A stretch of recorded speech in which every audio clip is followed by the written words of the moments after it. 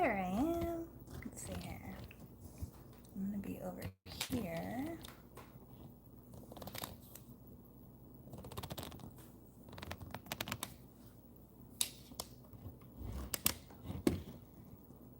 Okay.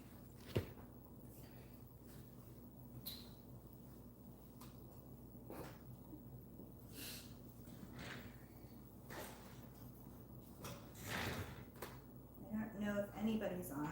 It's been so long since I've been live, so I don't even know what I'm doing anymore. So let me know if you can hear me.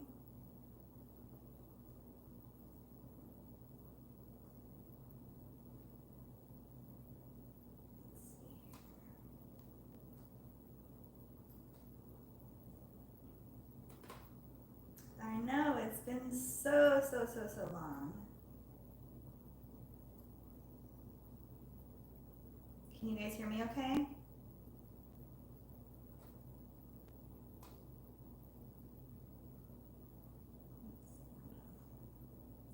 Just trying to get this all set up.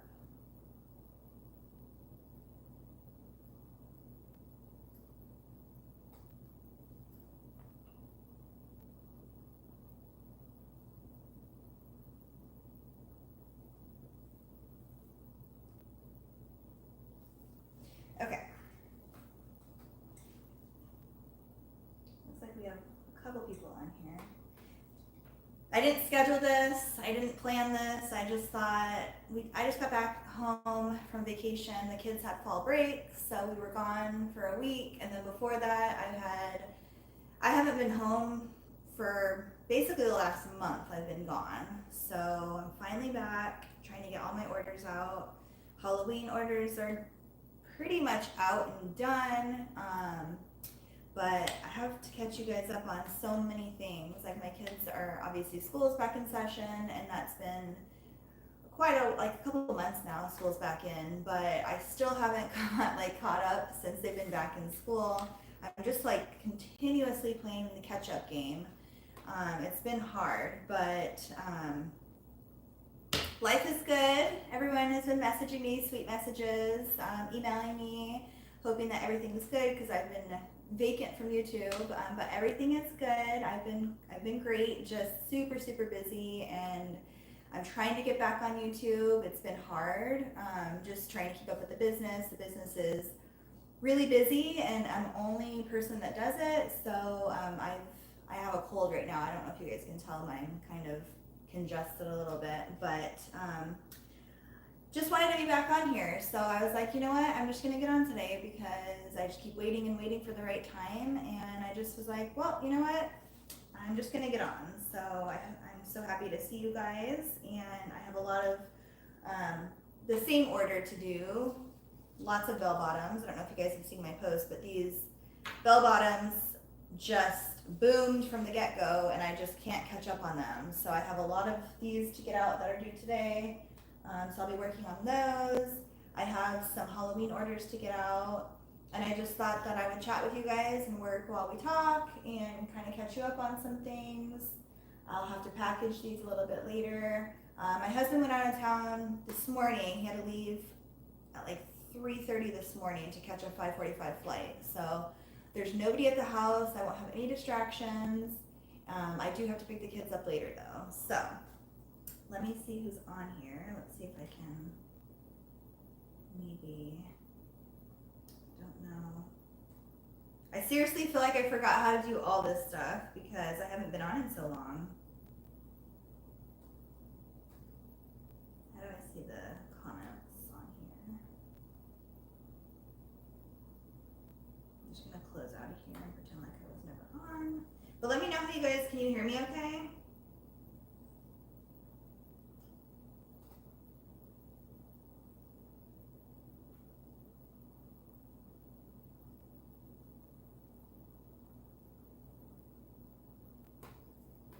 I want to do live chat. That's what I want to do. Okay.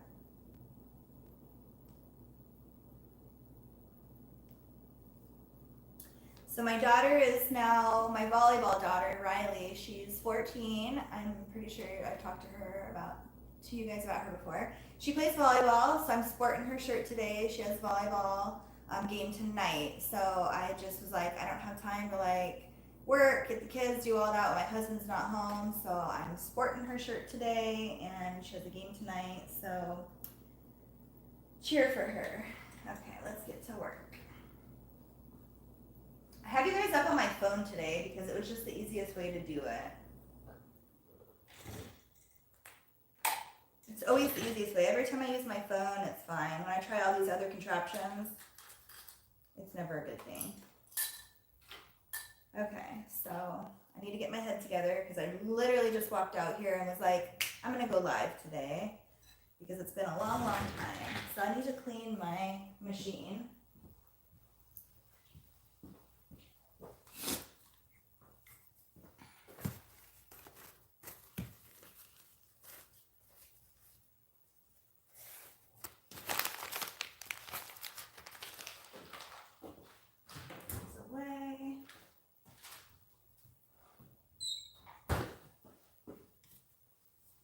I did get my Starbucks this morning. It took forever today. I don't know why the line was like super long today. Let me know who's on. I want to say hi to everybody. Hi Barb, Lavina, Michelle, Yvette. Hi everybody. I was like, there's not going to be anybody on today because I haven't been on in like 2 months. It's been forever. It might even be longer than that. It's going to get loud because I have to clean this, so plug your ears. And I don't know if you guys can hear me on my AirPods or my phone. I don't know if the sound is on.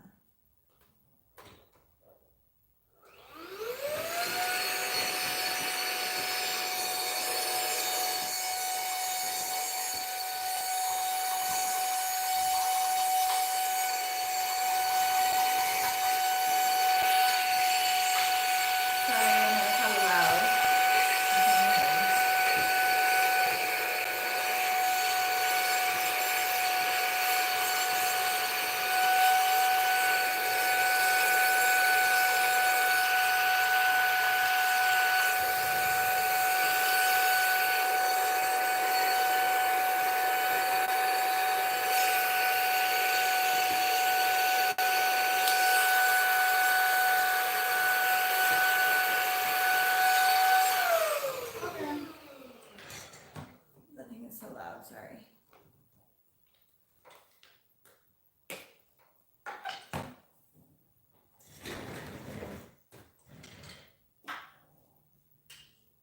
Hi.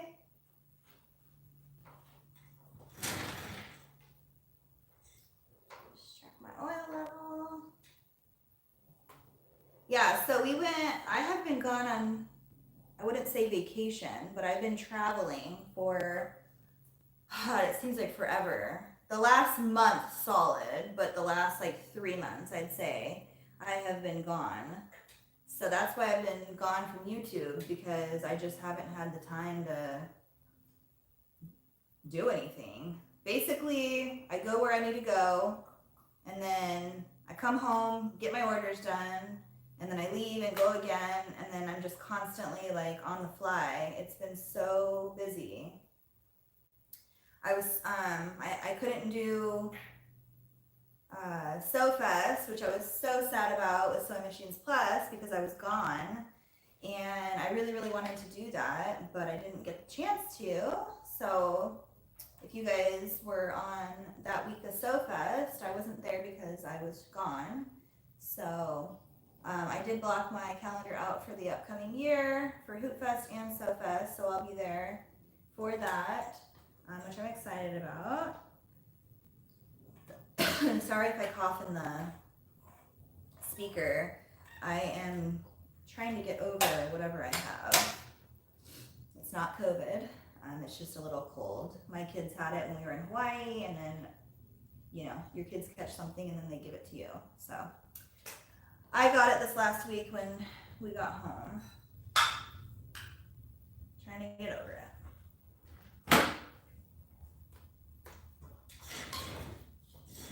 All right, nice clean machine.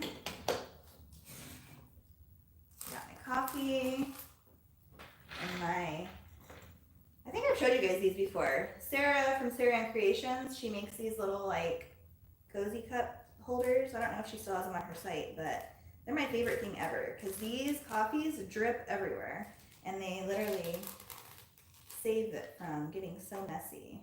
But this is my routine when I get home. I have to stir my coffee up because I want it all in there.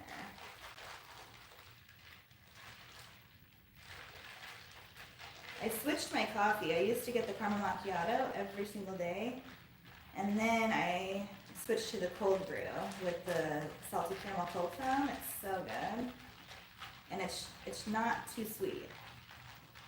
So, anyhow, I have to have my coffee. Hey Liz, how was the expo? I haven't got to watch your video yet. Did you have fun? I wanted to go so bad, but I've been so gone. Every day I'm gone. So finally, actually I'm back now. My next trip isn't until, well actually I have a weekend away in December, but it's just the weekend. And then my next trip, like planned right now, isn't until March. So I'm literally like, I've never been so excited to just be home and not traveling. So you guys will see more of me. I'm gonna get back on track. And I'm going to be home and working. I have a lot of new things like in the works. Okay, so this lady ordered 2 of these. I already finished 1 pair. I don't know if you guys have seen my new tags. Let me show you up close. They're so cute. So these are my new tags that I do. So they're tagless now. Is it backwards to you guys? Because my camera's backwards. But anyway, this is with my DTF machine. I made my own tags and I put them on everything now. Let me turn this around and show you guys. So I have like all of them pre-made in here. So these are all the tags that I have, newborn all the way up to 7, 8, and I just pre-made them. I put a little silica gel pad in there so they don't, so the air gets out or whatever, however you say that. So anyway, those are my new tags. I still use my original tags on like my blankets and loveys and stuff like that, but on all my clothing, it's now tagless. So people have been really liking that.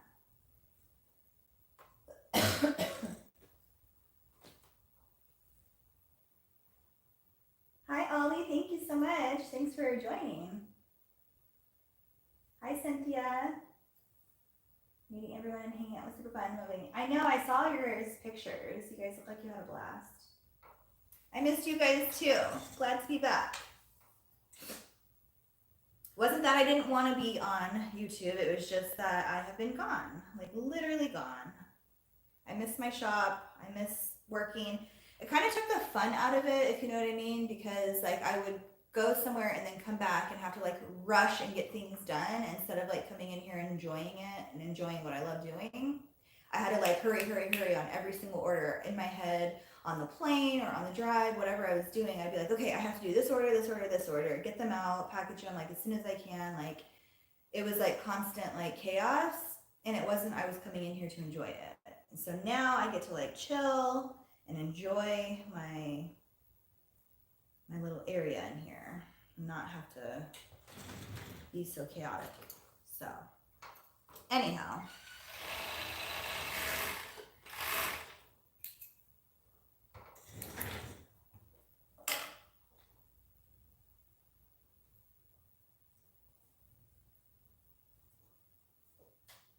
Liz, what more shirts do you have? I wish you could post pictures on the chat. That's what YouTube needs to do.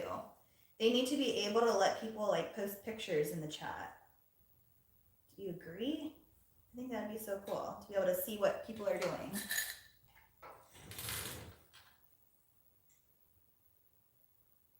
Today I'm just working on these random bell bottoms that need to get out because yeah, they need to go out. I already finished one. I have one. They're all the same pattern and they're all bell bottoms. They're just different sizes. So I'm working on this one. I have 1, 2, 3, 4 pairs, and then 2 headbands in all the same print. And then I have my dinosaur print over here, bell bottoms that I need to do. I need to finish up a romper, just the top stitch, and then I need to press everything. And I need to finish, there's a couple other things. So I have like random things everywhere to do. But I just thought I would come on live and like chit chat with you guys and just kind of work throughout the day, since I don't have to like rush today. So I do my bell bottoms a little different than everyone else that does them. So if you guys want me to do, I thought about doing a video on like how I do my bell bottoms, because it's a little different. I figured out a way that like just makes it easy for me to do them. My audio is low. Hey Sarah, you changed your picture. But can you imagine all the pics and rings supposed to be? Yeah. Can you not hear me? Hold on. Let me see.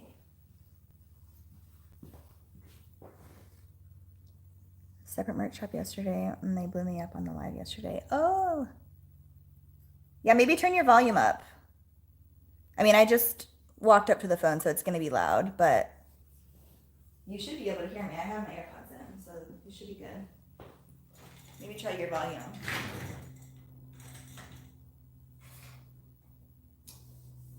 Can you put your link in here, Liz, so that I can write it down?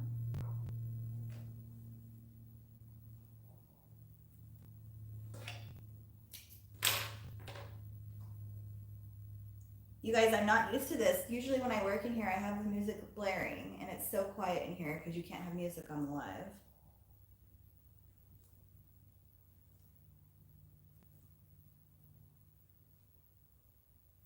So I use this like hemming tape, and this is the kind that I like because it doesn't gum up my needles. So I've noticed if you guys are having issues with your cover stitch, with it skipping stitches, it's not your cover stitch, it's whatever you're using, because if it's sticky, it's gonna get stuck and catch, and then it's gonna skip stitches. So I found this tape that does not gum up my needle, and it gives me the perfect stitching.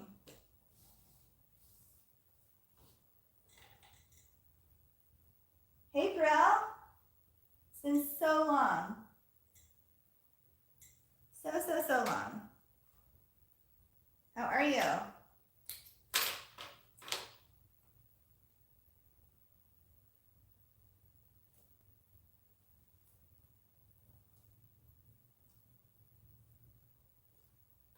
And I've done so many of these bell bottoms that I kind of know like where to align this. When I first started, I started at the bottom. I actually used this tape, which is the one that was like gummy, which is I think a 1/2 inch, maybe not quite. And I would do it on the bottom, but then I found this tape, and this is the only tape that I've found that I like, and it's only a 1/4 inch. So I've had to like eye it with putting it on here, but I've done so many of them that I know exactly like how much fabric to leave out, and it works for me. So that is how I do it.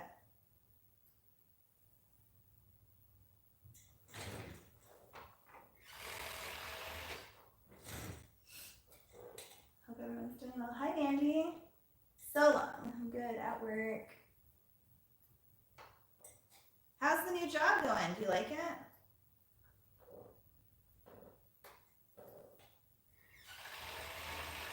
Honestly, I didn't think anybody would come on this live because it's been so long.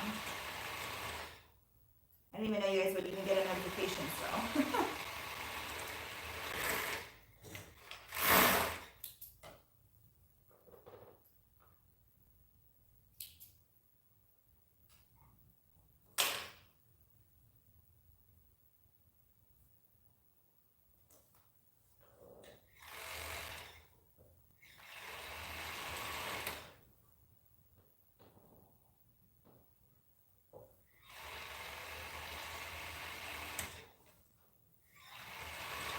How many of you guys have started your Christmas launch? Anyone? I'm working on my Christmas right now. Halloween was big time. It was so good this year, but it was very stressful because, again, I didn't use my brain and I didn't think about being gone as much as I've been gone. And I launched Halloween and oh my God, I thought I was gonna die because I was gone most of the time. So when I was here, which is another reason why I haven't been active on any social media, I just haven't had time. I've been going nuts, like trying to get the orders out. I'm like, why would I do that? I'm such an idiot. Like, why did I do that? But I got it done. Halloween's almost here and done and over with. Can you guys believe it? It goes by so fast. And so now I'm working on Christmas. Christmas is going to be so good. I love it. Christmas is like my favorite. That and Valentine's Day. You guys have a favorite?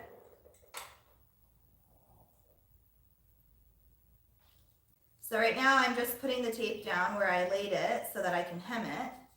I have like a process with these. I don't know if you guys have a process. This is just how I do it. I feel like it's easier. This is an extra step for sure, but I feel like when I go to hem them, it makes my job easier when it's already like pressed down instead of having to do it at the machine. So this is just how I like to do it. And again, the tape is not like super sticky, so I just have to press it down and it stays, and then it's just, I don't have to press it with an iron or anything, it's just already there.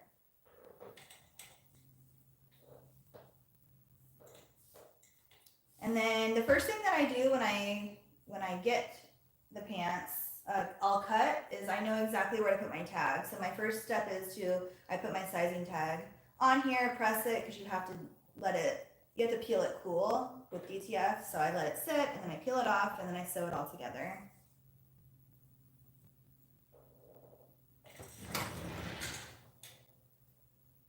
Hey, hey, good seeing you. How are you? I'm gonna check the air, it's hot in here.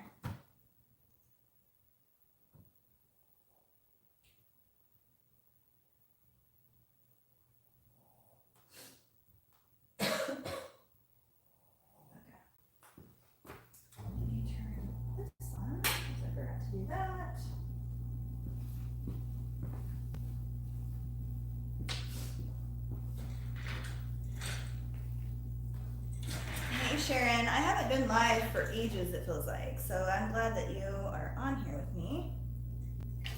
It's been a long time.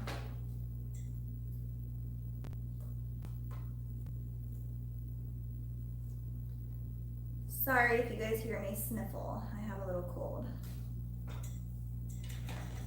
I saw the cutest elastic slip on bell bottoms to existing pants. Oh, cute.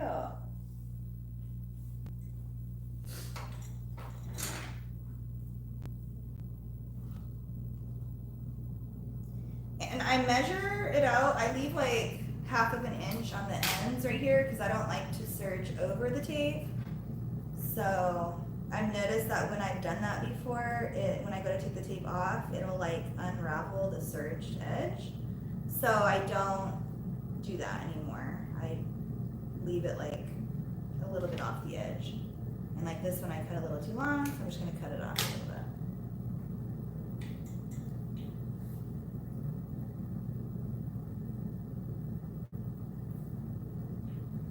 The bell bottoms for me are a little bit more detailed. I do like one step at a time sort of thing.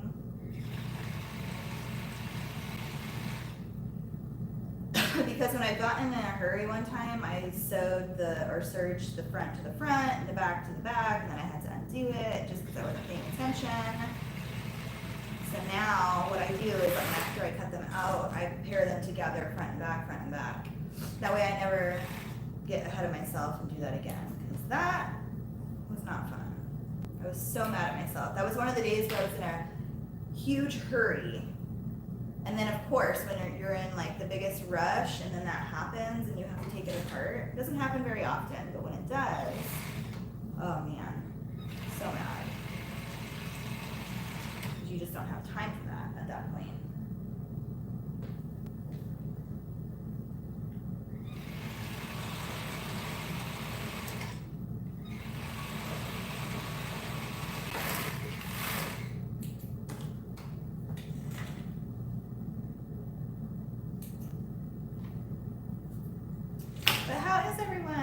been ages. How's business going? Holidays are coming up. You guys excited?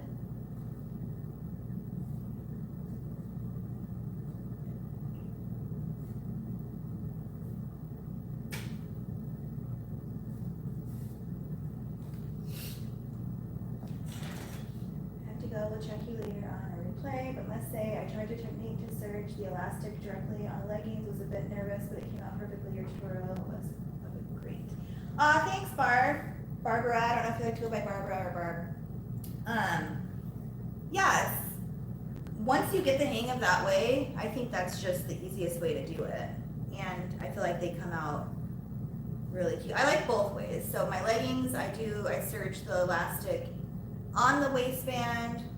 For my skirts, I do a casing. So I like both ways, depending on what I'm making.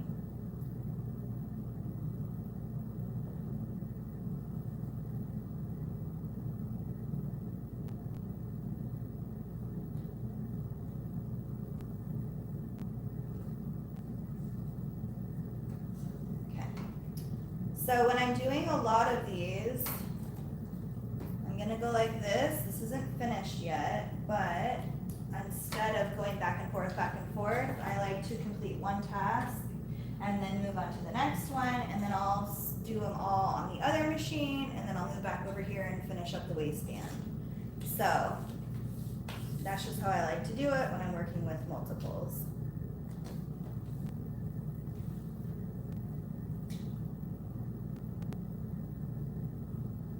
That way I'm not going back and forth.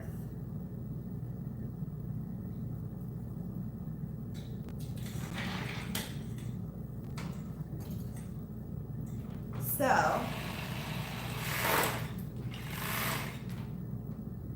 I'm not gonna, actually I don't have one completed, but I'll show you guys what I was working on yesterday on my embroidery machine. I have these big duffel bags. They're super nice. They're so heavy. A company I'm doing these for, they're really heavy, like big duffel bags. And they have this, there's paper on here. But anyway, right here in this zipper part, I had to do their logo in between this right here. I don't know if you can see that. So, I did that yesterday. I had to do yesterday I did like almost 20 of these. So I have a little ways to go. I have two big huge boxes of them. But it's for an event that they're doing. And I was nervous because I've never done any bags like that before. So it's definitely like nerve-wracking. But I did it. And they turned out really good. I don't have a finished one because I have them all packaged up, the completed ones. But I did take a little snippet of it yesterday. I need to get permission from the company if I can post a little video on it. But they turned out super cool.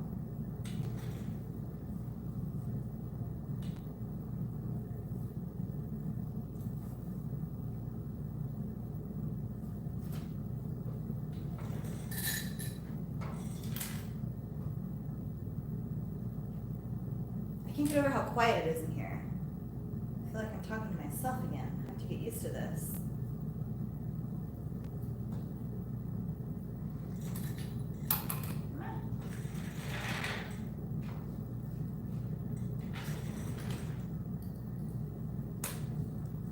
So after I do my tags, I don't know if you can see it, but it has the clear on there, and then they just come right off. So this is the little thing. And then at the end, when I reheat it, it seals it in. But the DTF machine that I have, the ink, it literally feels like screen print. Like it's on the fabric. It doesn't feel like vinyl. Like this feels like vinyl. I can feel it. It's like crunchy almost.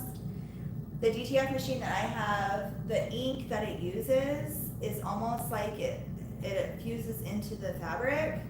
So it's a little different, and I don't know how to explain it, but when you press it onto your material, and then after you reheat it, after it's cooled and everything, it's like in the fabric, like you can't even feel it. It's so soft, like it doesn't you can't fill the letters or anything. It's really nice. Hey, how are you?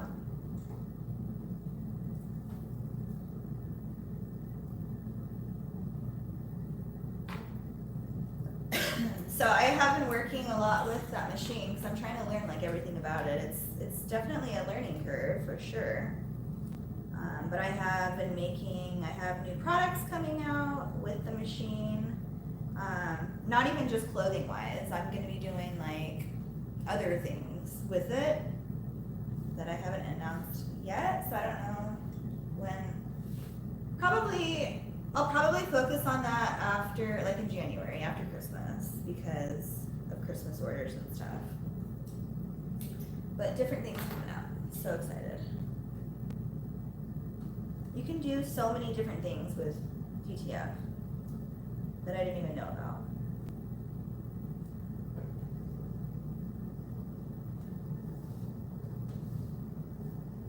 How did you deal with the weight of the bag? Okay, so I was going to do it on my FAF, but I ended up doing it on my SWF because I've talked about this like numerous times. The frame on the SWF is so sturdy that I didn't have any issues. And I thought about that. I was like, well, I might have to like sit there and hold the bag because it's so heavy.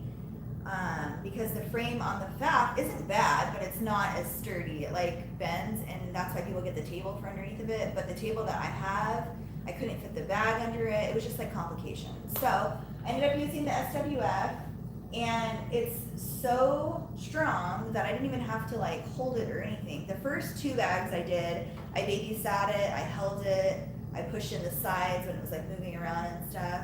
But then I figured out a way to get it underneath there where it would move freely. So maybe I can like do a live doing one of them. If I get the consent from the company, I can help you guys with that. But it was so easy. I didn't have to hold it. It just stitched out really good too. And another thing, as I was doing it, I'm like, you guys are probably gonna say I'm using the wrong needle and the wrong thread and all this stuff, but I didn't change anything. Like I just went with what was already on the machine. So I use 65/9 needles, which I know you guys are gonna think is crazy because it's a super heavy duty bag. But the thing is you don't need any stabilizer because it's so thick. So I literally used my sticky back for my fast frames, stuck it on there, and that's all I did. I just stuck that inside the pocket, and I went, and it did it. Stitched out. I didn't have any issues, like no thread breaks. The only time it stopped was when my bobbin ran out. So my needles worked perfectly fine. Yeah, so I basically hooped it with my sticky back, and it stitched out. It was pretty easy. But I'm not gonna lie, I was super nervous because I've never done a bag, and I was like, oh, I don't want to mess it up. But it was fine. So that's what, you just have to go for it. And I actually talked to myself into it. I was like, I always tell everyone just go for it. So I'm like, I'm just gonna go for it. And I did, and it worked out fine.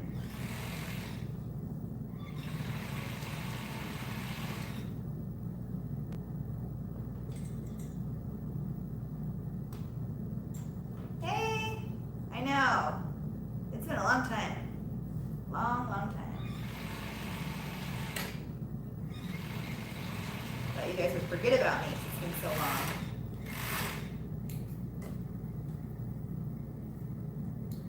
I've been traveling. We just had our trip with our family for fall break. So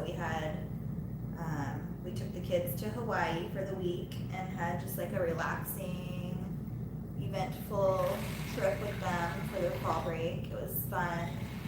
We had a girls' day one day where I took them.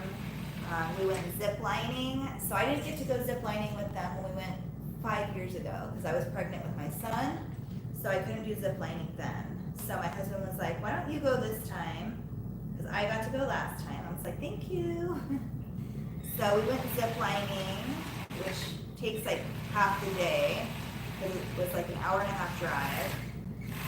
And then it was like a 3-hour tour. And then we brought our bathing suits for afterwards, and we went and drove and found a really beautiful waterfall that we hiked back up in there, and we did this like adventure hike, and it was so fun. It was just like a girls' day that was much needed. And then we didn't get back to the hotel until like, we left at 7:30 in the morning, and we didn't get back until like 5:30, 6 at night, so it was definitely a long day. But it was good.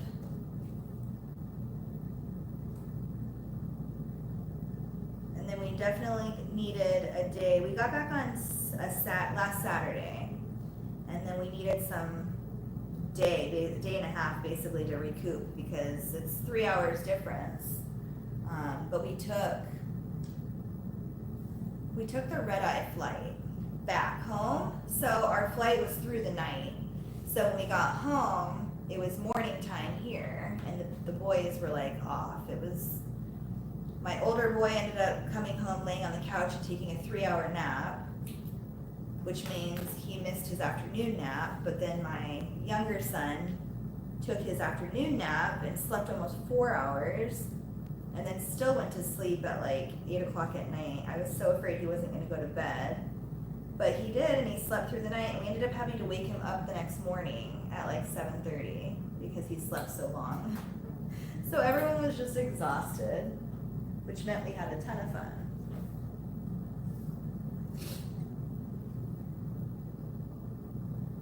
Hey Sandy, how are you? I feel like I haven't talked to you in forever. Let's see.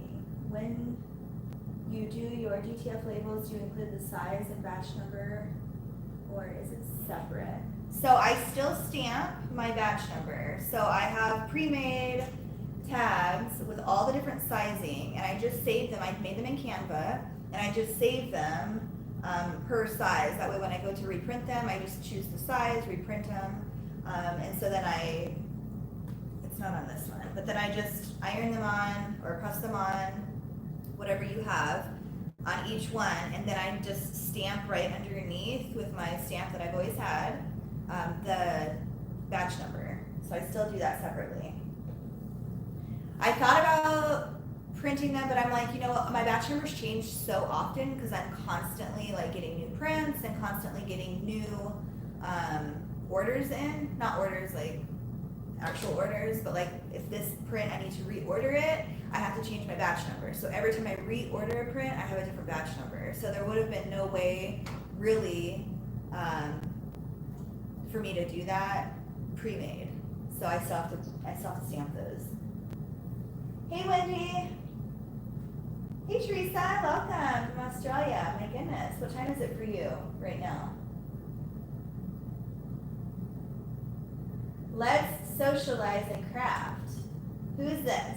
It's been so long, you changed your name. Yes, so tell me who you are. Good, thank you. We've been pretty busy this summer. I know it's been forever. Yes, it's been so busy. I know, I'm like seeing different pictures on here. Sarah changed her picture. I don't know.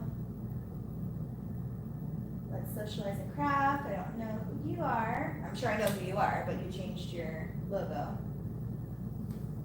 3 a.m. Holy smokes. Why are you up?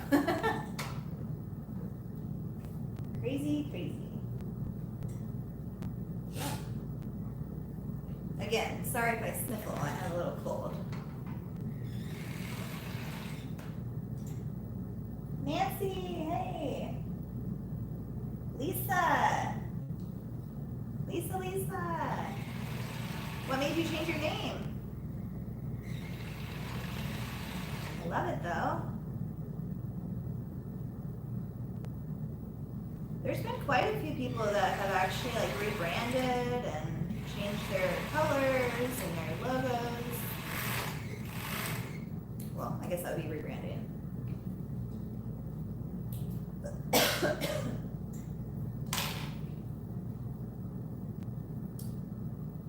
What are you working on?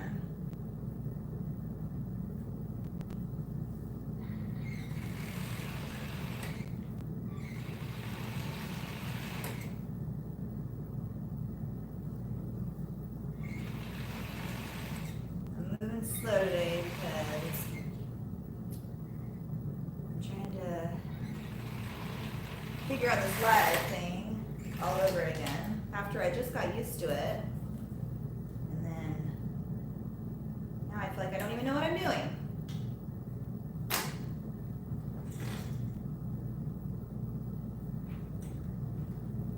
I still have my personal Lisa account, but I did my first ever live. That is why I got another name. Oh, I missed it. I remember when I did my first live. I was so scared I wanted to throw up. It's crazy how though you feel like you know everybody, but you really don't know everybody. Well, I mean like Liz and all the people who went to the events and stuff, you guys know like some faces. But like I've never met anyone in person except for Sandra. But like even Sarah and I are like really good friends and I've never met her in person. I just know her from talking to her and like, you know, video chatting and stuff. But it's super nerve-wracking when you haven't met anybody. And I know you guys probably won't believe it, but I'm pretty shy. So going live is actually a big deal for me, anyway. It's fun though. I love doing it. And I've gotten pretty used to it. But it is like, it's not like a muscle memory where when you ride a bike and then you don't ride a bike for 5 years, but you still remember how to do it. It's not like that. It's like, I haven't been on live for what, like almost probably 3 months, it feels like. And so I wanted to go live the other day and I didn't, and then finally today I'm like, I just gotta do it. And it's like nerve-wracking because I haven't done it in forever. But I'm okay now because I've been on for a little bit, but in the beginning you get nervous. Or I do.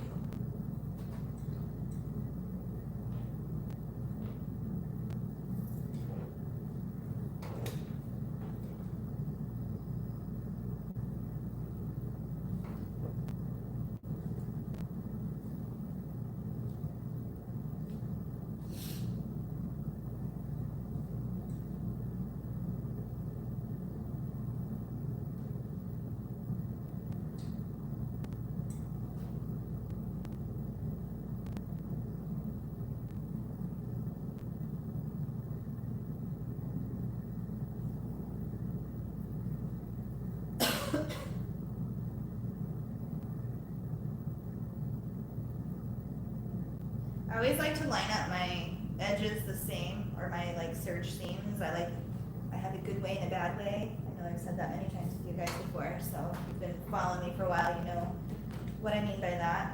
I like them to face the same way.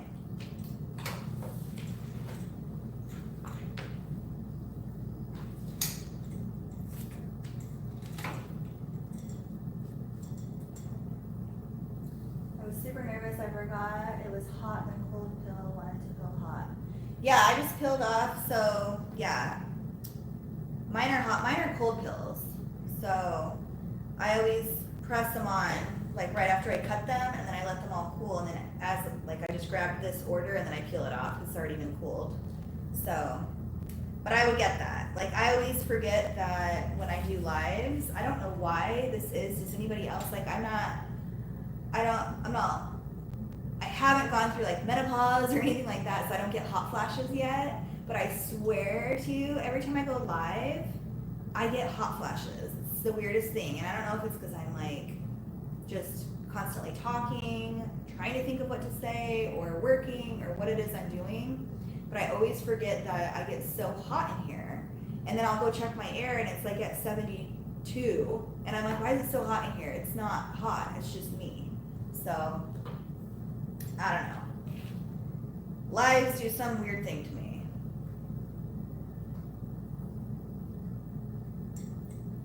Yeah, I don't even know if it's anxiety, because I know when I get anxiety, my kids give me anxiety.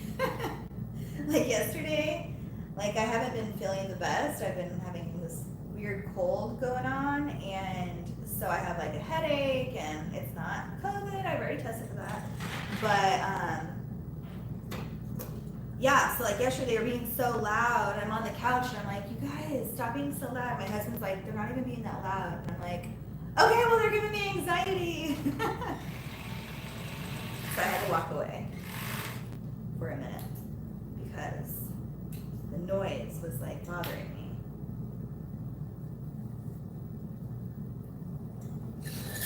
But I have been getting more, I need to tell my doctor, I'm like, I feel like I'm getting anxiety like late in life. Like I've never had anxiety.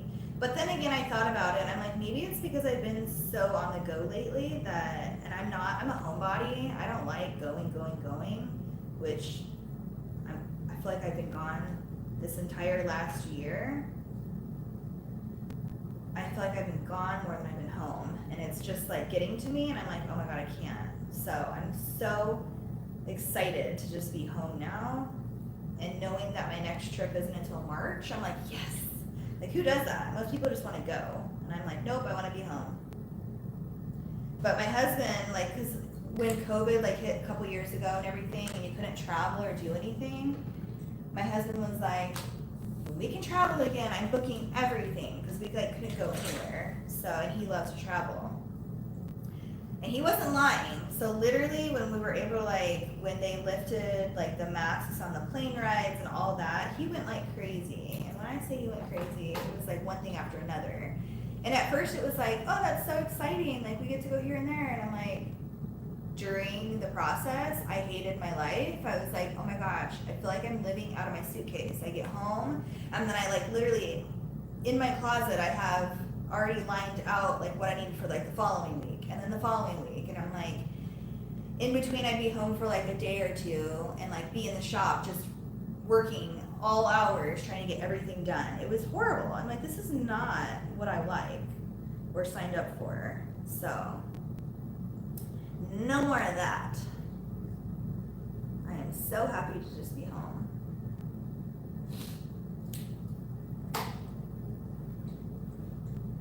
I'm terrified I'm going live. I've never done it. Yeah, I was terrified too. I never thought I would be somebody to go live, like ever.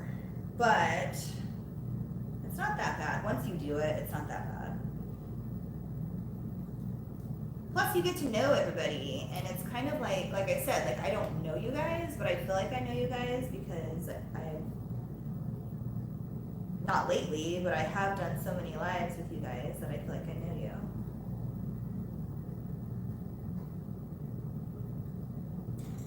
Keep cutting these too long.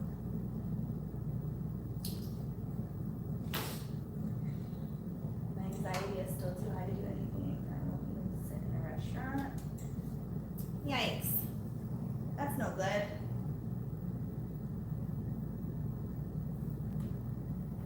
I know, it's hard.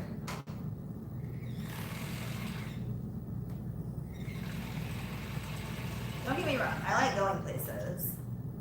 And I love traveling. But when it's like back to back to back to back, can't do it. It's too hard, especially when you're running a business. I'm like, I can't. It's just so much.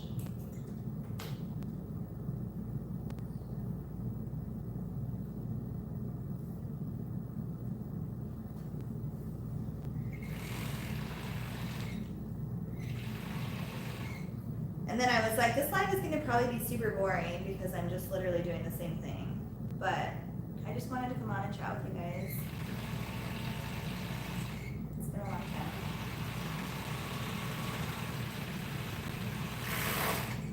I've been getting so many like emails and stuff. You guys are so sweet. Everyone's like worried, like something happened to me because I haven't been on. I'm fine. I'm healthy. Everything's good. Just been busy.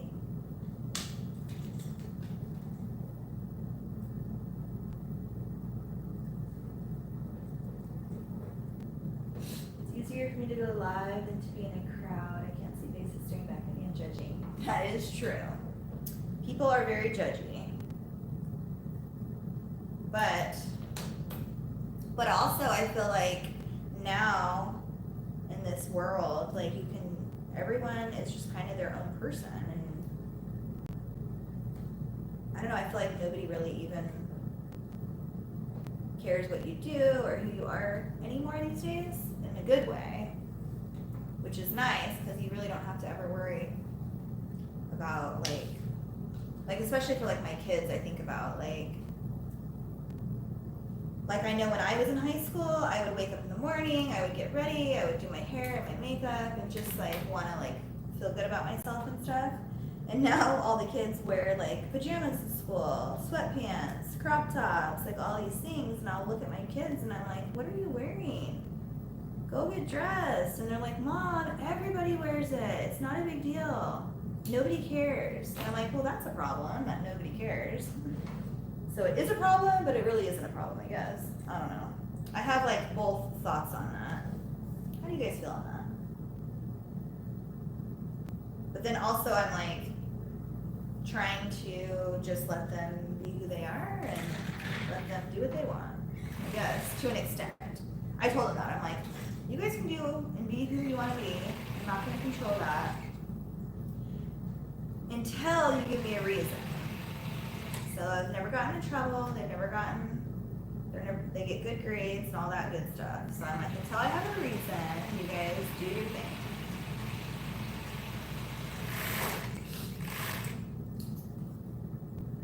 They're pretty good. I got lucky.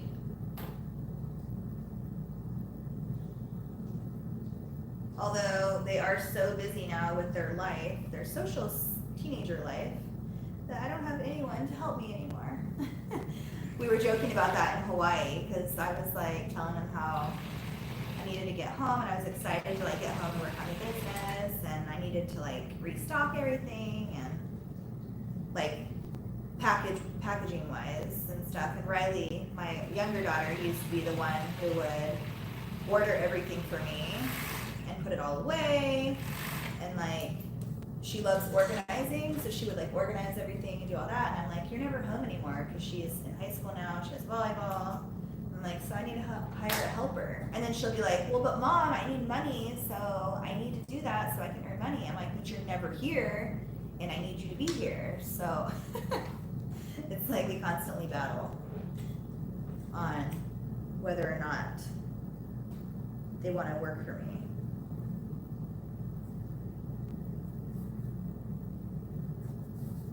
It's all for the money for them as teenagers.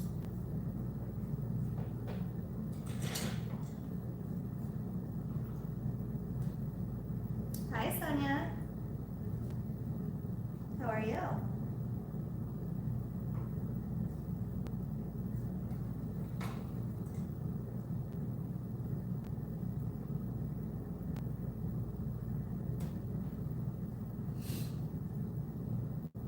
So I really want to get an industrial cover stitch, but I haven't yet because I don't know where I'm going to put it. I love my setup the way that I have everything right now, and I know that if I get an industrial cover stitch, it's going to be coming like this. It's literally the exact same setup, it's just a cover stitch and not a serger. So I'm like, where am I going to put it? Because I don't want to move this table. This is my like pressing table. I don't know if you guys noticed, but on top of this table, I have a wool mat, so it's my pressing mat. It covers the entire table. I got one big enough to go over the whole thing, and it fits perfect. And I need that machine, so I'm like, where am I going to put it? Like, I don't know. So anyway, I have to figure out that, where I'm going to put it first before I get it. But then also I told my husband, I could just order it, and when it comes, you know, you kind of have to like figure it out at that point because it's already here. So maybe I'll just do that. That way I just do it.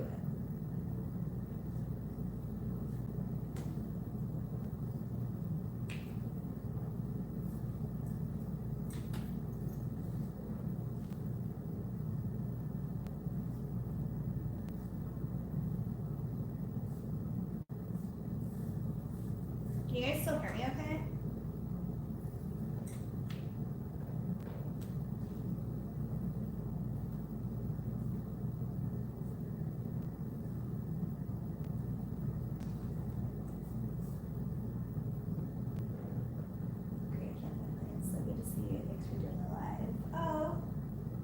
You too. It was a random decision today, but I was like, you know what? Let's just do it.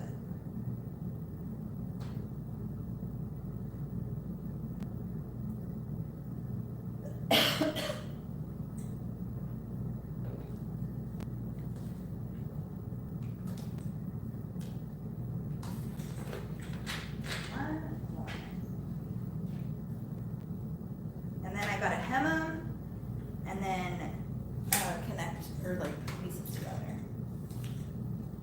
So let's do these first. This looks like, so these are headbands. So we have a mommy headband, you can tell, mommy and me headband. So one of them is the mommy headband and one of them is the baby headband. So we'll do the baby one first, because they're different. The mommy one I do a twist, and the baby one I do a knot. So this is the baby one.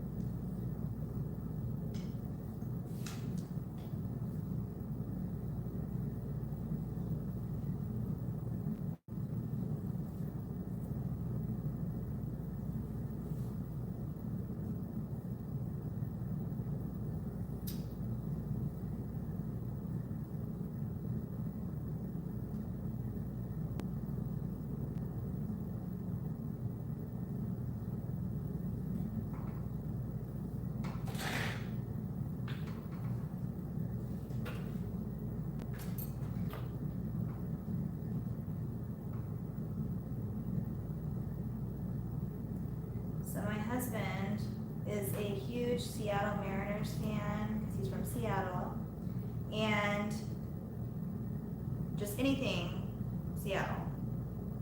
But they're, for the first time in, I don't know, I can't remember, somebody correct me if you guys know. First time in many, many, many years that they've made the playoffs. So what did he do? His brother lives in Houston, and they're playing the Houston Astros tonight, or today actually, probably now. And he just made a random decision, because we just got back from Hawaii. He's like, I'm gonna go fly out to Houston to go see my brother, and we're gonna go to the Astros game. I'm like, okay. So that's where he is right now. He woke up at 3:45, or he left at 3:45, because his flight was at 5:30 this morning. It's like, oh my goodness, you are crazy. But they're going to the playoff game, and he's so excited. I'm like, whatever you want to do, whatever makes you happy, but I'm home. I'm not going with you. And I'm not.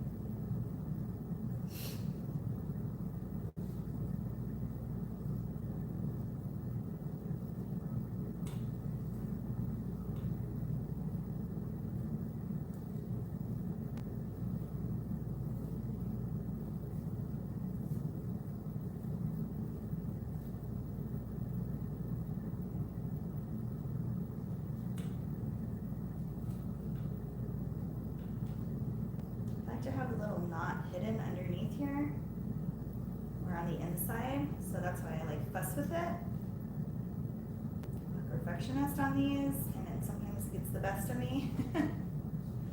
But I don't like to see that little serged part, so I try to hide it as best as I can. There we go. And then I fluff up the little knot. And then sometimes if you twist it like this and then twist it down, it just makes the knot look so much prettier on the head. I don't know, that's just my liking. And then if you don't like the way it looked, like I didn't like the way that was on there, you can just twist it, loosen it a little bit, and then I just take my fingers and kind of tighten it, and it just pops that knot up a little bit. There you go. And then I do like, I'm weird, you guys know that. I like to press it so that it's just nice and, I don't know, pressed. So I take it over to my little ironing over there, and I just kind of do the inside underneath here. And then it's just like super pressed, however you want to say that. This is the twist one that I do for the mom. Pretty sure. I don't know if I've shown you guys this one, but there's so many tutorials on this one. This is just the basic like twist. But I do like to, when I go in to serge this, I go in like deep, if that makes sense, and I round it off. That way it hides a little bit better. Hopefully that makes sense. But I just kind of angle it underneath there.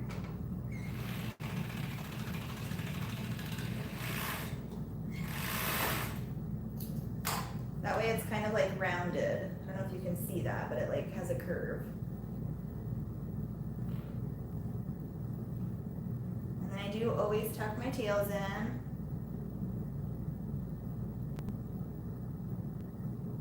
I don't know why, I just have a habit of that.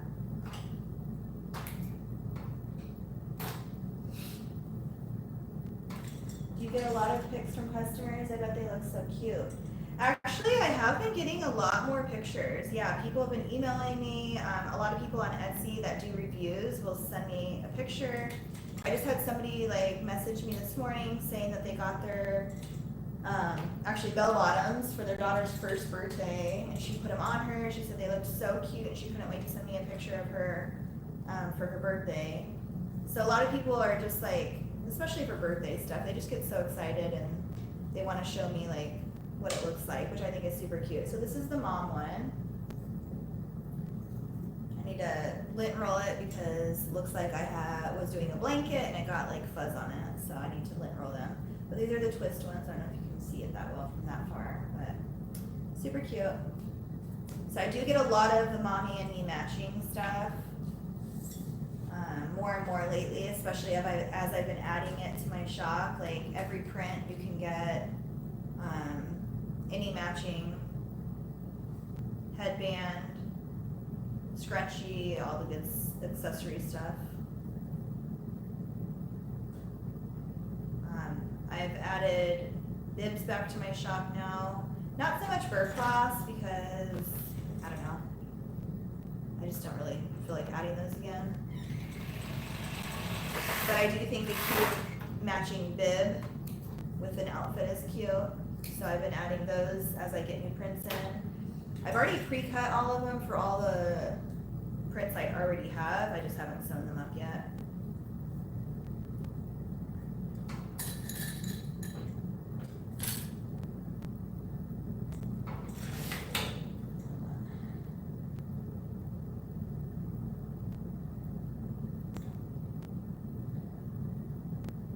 Sarah, are you on here still?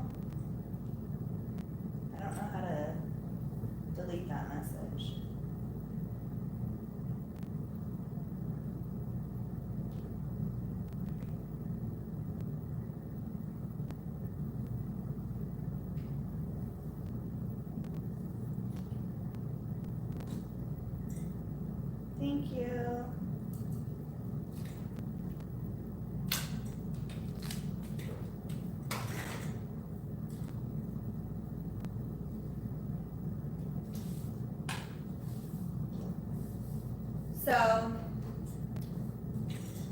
live today. I was either going to record a video or go live. And I was like, you know what? I want to talk to you guys because I haven't been on forever. So I'm going to do a video. And my video was going to be step-by-step how I do these.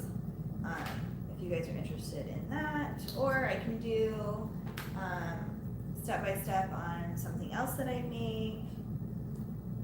Or something with the embroidery machine. What do you guys want? So I still will do, I was thinking about it, I'm still gonna do like work with me videos like I've done before, but I feel like it was just that, cause like I didn't have time to like record tutorials and stuff, but just filming a work with me was easy. So I'm gonna still do some of those, but I wanna do more like how-tos, I guess. Or just instead of a work with me, like make this with me sort of thing. I don't know. I'm trying to get adventurous because it's like the same repetitive thing all the time with things. I want to change it up a little.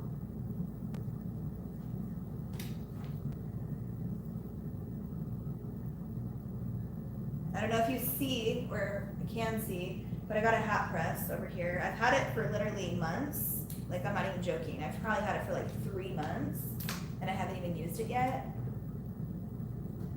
Not because I don't want to, I just haven't had time. But I have all my whole inventory in of hats, and I haven't made anything yet.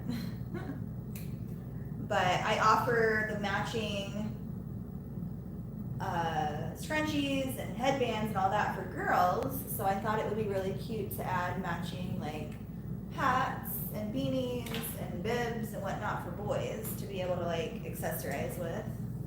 So I bought a whole nother like thing over there to organize all my inventory. So I have different accessory stuff over there.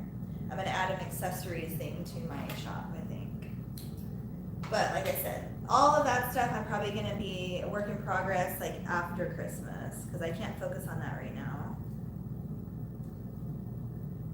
Another thing I've been working on is like where to put my focus. So right now we're in holiday season, so my focus was on Halloween. Now that that's almost over, my focus is now on Christmas. Well, and orders, but for the most part. We can maybe pull some footage from your live to do your tutorial videos. That's true, if I knew how to do that. What I talked to my husband about is what I really need is to hire like a marketing person. And not even so much marketing, like a social media person, because I am horrible. I do it and then I forget, and I just kind of do it whenever I want. I know it's like about consistency, that's what they all say. I just can't be consistent with it. I just don't. I don't have the power. I don't know how to do it.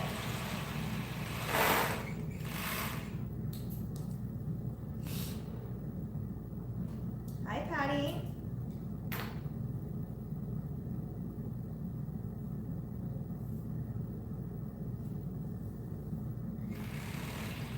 I need to set an alarm so I don't forget. Let me think what time I have to leave. Alexa, set an alarm for 2 o'clock p.m. Alarm for what time? 2 p.m. Alarm set for 2 p.m. That's the time I have to leave to get my kids, so otherwise my mind gets like all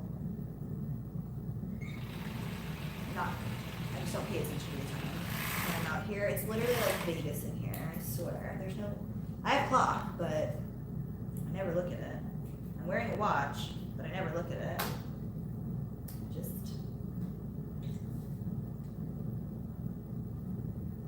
lose track in here.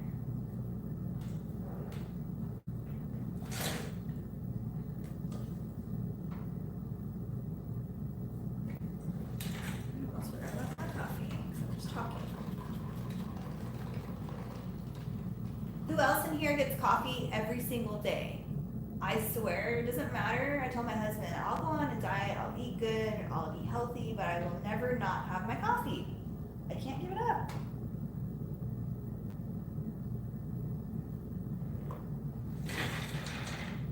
Ooh, it's strong today.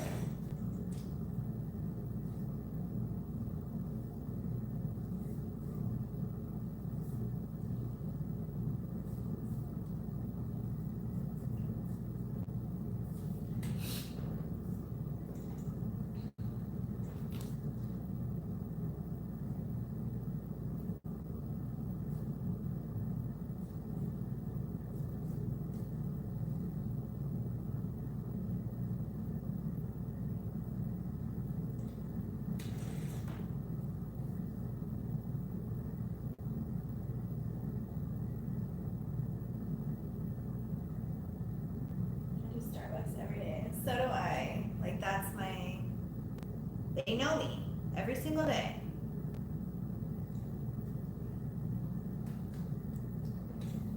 Every single day. I know it's expensive, but I don't care.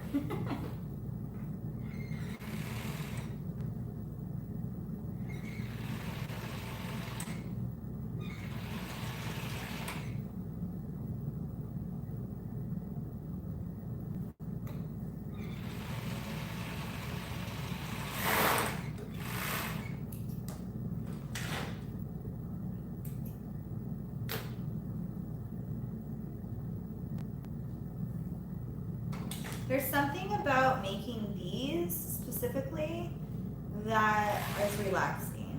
I think it's because I'm not like like super fast, like with all the other like leggings and rompers, like they're so fast to make. These I do in steps, so it kind of makes me like just relax while I'm doing it.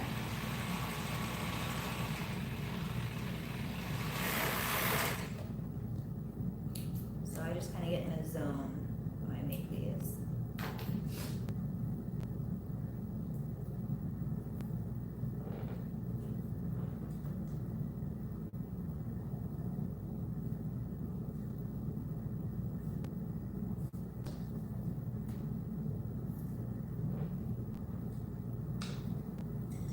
I believe it's an addiction, it's something in the coffee. I know they put some sort of juju in there.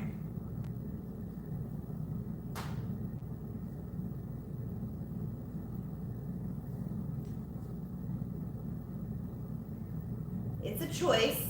I can not drink it if I wanted to. Like when we were in Hawaii, I didn't have it because they didn't have the right kind there. So it's a specific kind that I like. So I can go without it. I just prefer not to.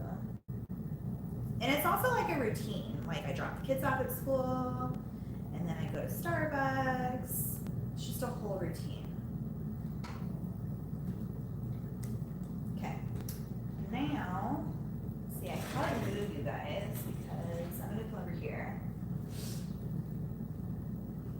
so I can show you.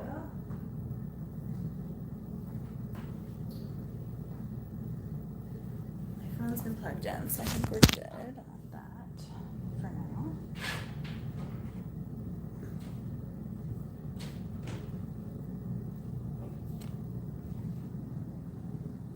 Let's see.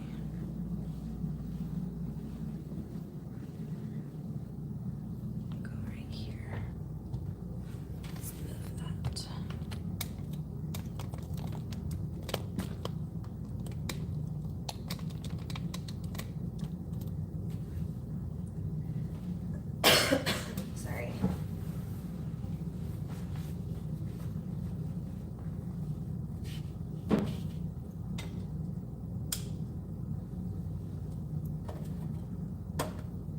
So I don't know if you guys remember me telling you about this right here, but I got these on Etsy and you can get them from a company. I don't remember which one I got it from.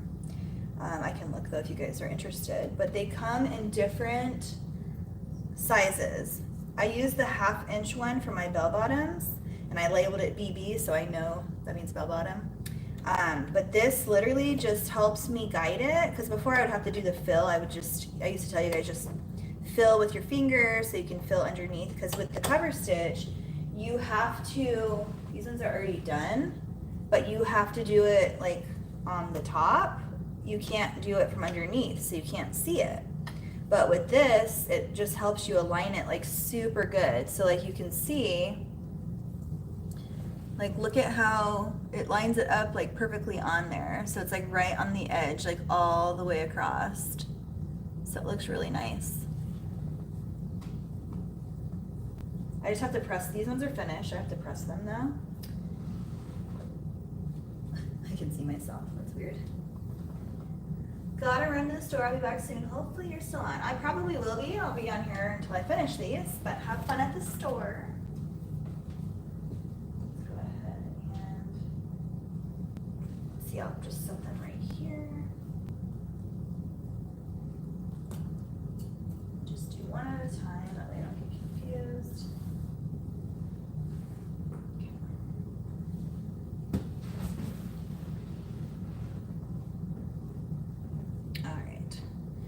So this is how I do it.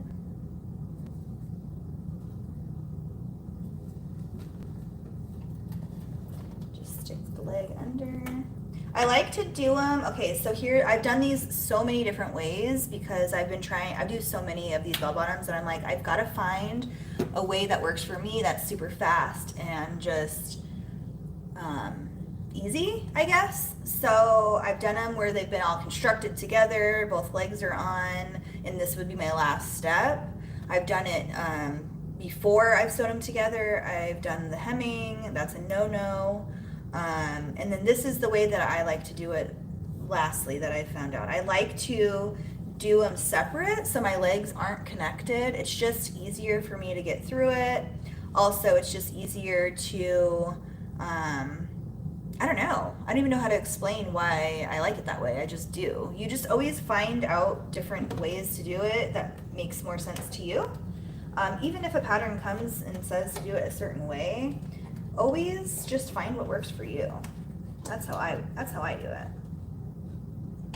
And this way is the way that I like to do it. So I basically just line it up with this right here, this little edge piece, and it just goes like straight through the whole time.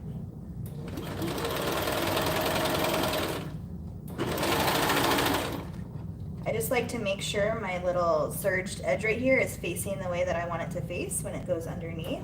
So I just give it a little guide through there and see how it's like right on the edge the whole time. I'll show you guys up closer as soon as I finish it.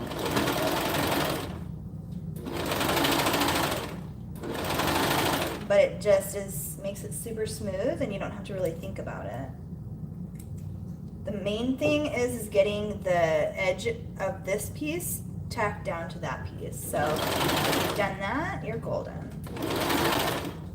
And then I always go over it, like at least about an inch over it, lift it up, pull it out. I always pull down these two things to give it a little help, because if you don't, then you're going to break your needle. And then this one is the tension one. I always hold that as well. But see, it tacks it down like right on the edge. And then you can see right there where my little, when I press it, it'll be nice and flat, but it's tacked down right there. And then all the way across, it's just right on the edge.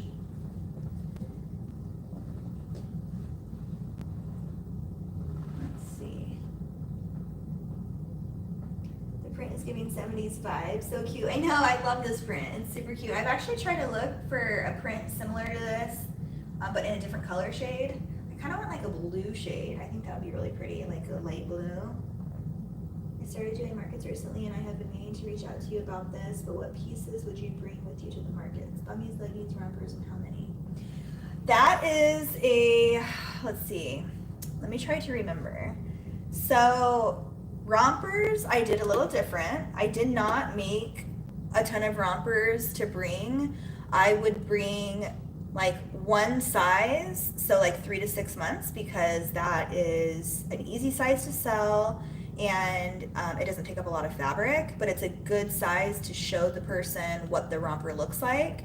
So I would make a 3 to 6 month in every print that you want to offer in a romper, and only bring that size as a display, but then take orders. What I would bring a custom order sheet, and I would get their name and number, and I would tell them, if you order this today and pay for it right now, I will ship it to you for free. So that's a way for them to be like, okay, because most people want at markets, they want it right then and there, and that's why they're there. But it's really hard for rompers because you don't know, you don't want to waste all your fabric. A, it's expensive, and B, you don't know what sizes people need. And rompers take up a lot of fabric because there's a lot of pieces to them. So that's what I would do. I would do one size, all the prints you want to offer. I even brought in a scrapbook of all my different prints so that people could see it in what color. So like for my blankets, I would make a bunch of blankets, but if I had a bunch of other prints, you can cut out like a 4x4 piece of square out of your Minky and bring that in as a and put it into like a notebook and say, I have this print. It's the same kind of fabric for a blanket. I just don't have a blanket made. If you order today, I can ship it to you for free. Or you can do porch pickup if you're comfortable with that, because obviously they're in the same local area as you. So I would offer porch pickup, depending on how comfortable you feel with that. With bummies, those are so easy to make and they're small. So I would do like, I don't know, 3 to 5 pairs in each size of each print that you want to offer. But again, if you don't have time to do that and you have a bunch of other prints available, you can tell them, I can make it in any size you want. These are all the prints I offer. So yeah, like rule of thumb is just 3 to 5 for me, that worked. 3 to 5 size in each print, 3 to 5. That way people have to choose from that. Same thing with leggings. Those are pretty easy to make. And you have to think about it. 3 to 5 pieces of every size. You have a lot of sizes, so that's a lot of product to make. But when you have a full tent and display, people tend to like that. They don't want to go to a display that's vacant, like sparse, because it doesn't look good. I learned that, like, the more product I had to display, the more I sold, if that makes sense. I'm trying to make sense here. Let me know if that helped.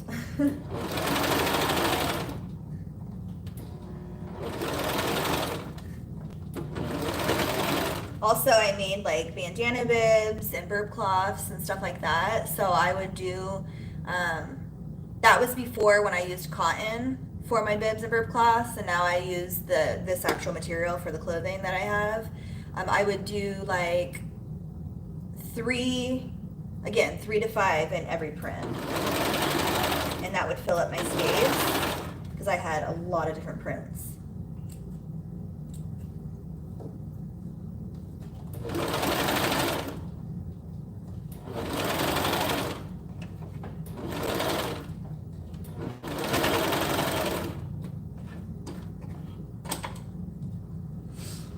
Selling the samples. Let's see, hold on. Thank you, it did help. The scrapbook is a great idea too. That's kind of what I've been doing. I've been taking all my samples for that season. So Halloween, all right now I'm taking orders and selling the samples. Yeah, so I made up like a custom order sheet. So I get their email, their phone number, their address, and just write down all their information. Make sure you tell them like, okay, so I'm going home today. I need however long you need to make that. So I would tell them at least, I would do 1 to 2 weeks. That's what I would personally do, unless they needed it sooner than that. If they needed it sooner, then I would just make sure I would get it to them. I would put their order first and make a note on there that you need to get that out sooner. Other than that, most people didn't really care. They were just like, okay, because you're shipping it for free.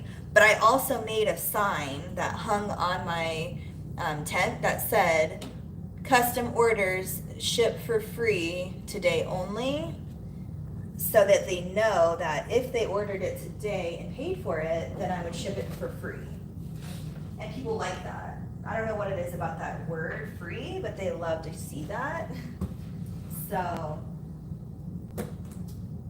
yeah, I don't know, that's just a suggestion.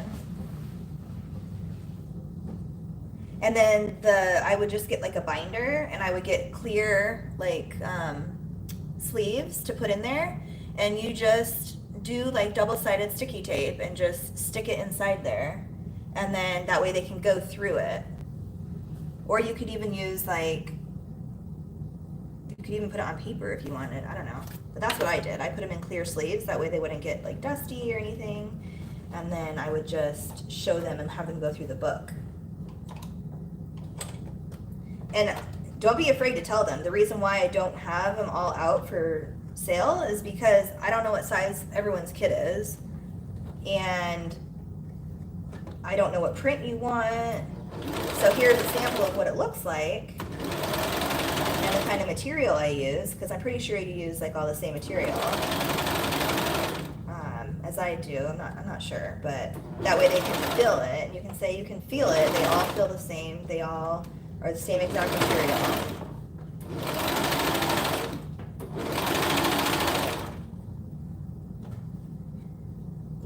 And another thing is if somebody wants to buy like your 3 to 6 month that you have out for a sample for people, what I would say is,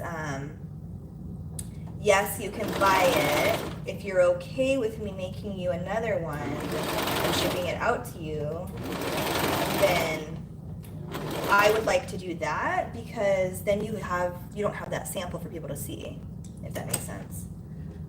Or you can say when you're ready to leave, you can come back by my booth and pick it up. Or you can pick it up later today, or whatever, however you want to do that. But that's what I would do, because I wouldn't want to have that sample gone.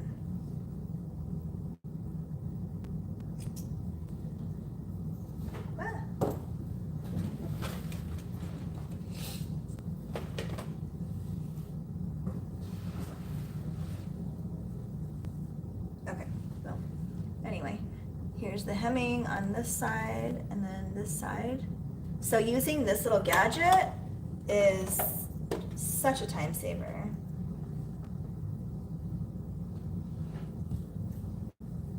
And again, I don't know why I like to do the legs separately, it just is easier for me to do it that way.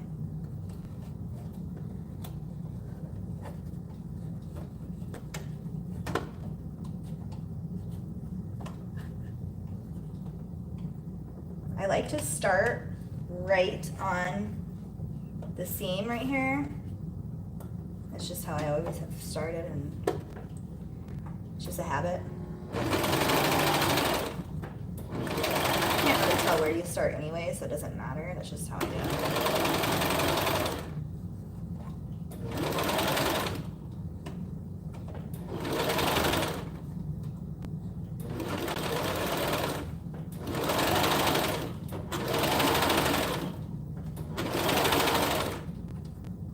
I always stop right here and cut this. There's 2 strings on top and 1 string on bottom. I like to cut that. It automatically locks when you first start sewing, so you don't have to worry about that. And then I just make sure. So also another thing with this gadget is if it's lined up the same way all the way across, you never have to worry about it like unaligning. So when I go over these, like right here, they're right on top of each other, so you can't even tell that I went over it.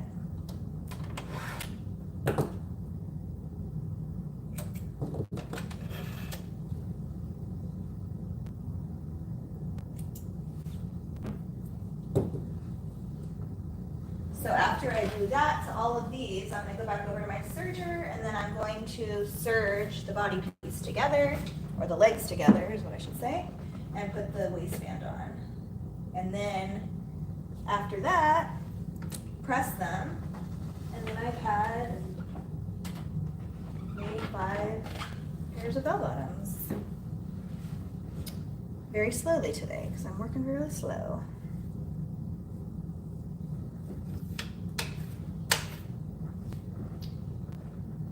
Let's see. I'll have to make a sign similar to the free shipping and something like, don't see your size, place a custom order, because a lot of people have been saying, oh, I love this it was the wrong size. That is why I started doing the custom orders, because people that come early, you know, grab what they want and then all your sizes are gone. So that I always got that in the very beginning. People would always say that, like, oh, I love this, but you don't have my size. So that was what made me think of doing the custom order sheet. Don't see your size. As soon as they say that to you, say, oh, I do custom orders. I can do any size you want, and I'll ship it out to you for free and pay for shipping if you order it today. Make sure they order it with you. Otherwise, what you'll get, I used to be super shy, and so I'd be like, okay, well, just email me, and I wouldn't like feel confident in taking the leap of faith and being like, okay, well, you need to order it today or you don't get free shipping. Or they would email me like a few days later and then I would honor it, but like there's only so much. Like you have to be okay with being like, you have to order it right now. Like pay for it, order it, and then I'll do it for you. Because A, that's your time, your product, you're hand making it, and you're doing it for them, like the special size. So make sure that they buy it then and there. But I know, I used to be so shy about that, and towards the end, I was just like, no more.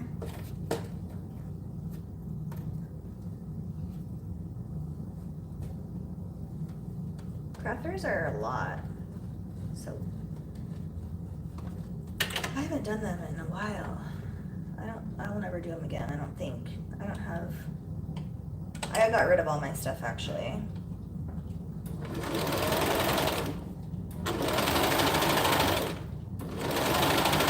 All my display stuff. I was so excited. I had this company. She made all my display stuff. And I had like the cutest little tent. And then COVID hit.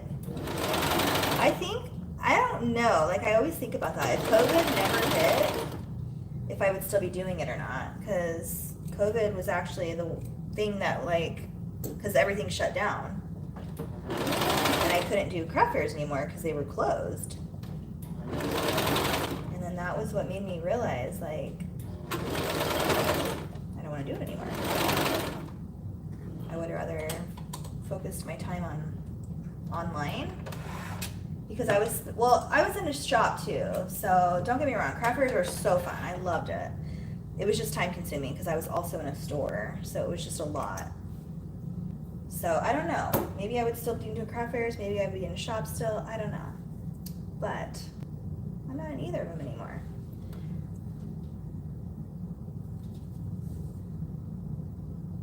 I know this print is so cute, I love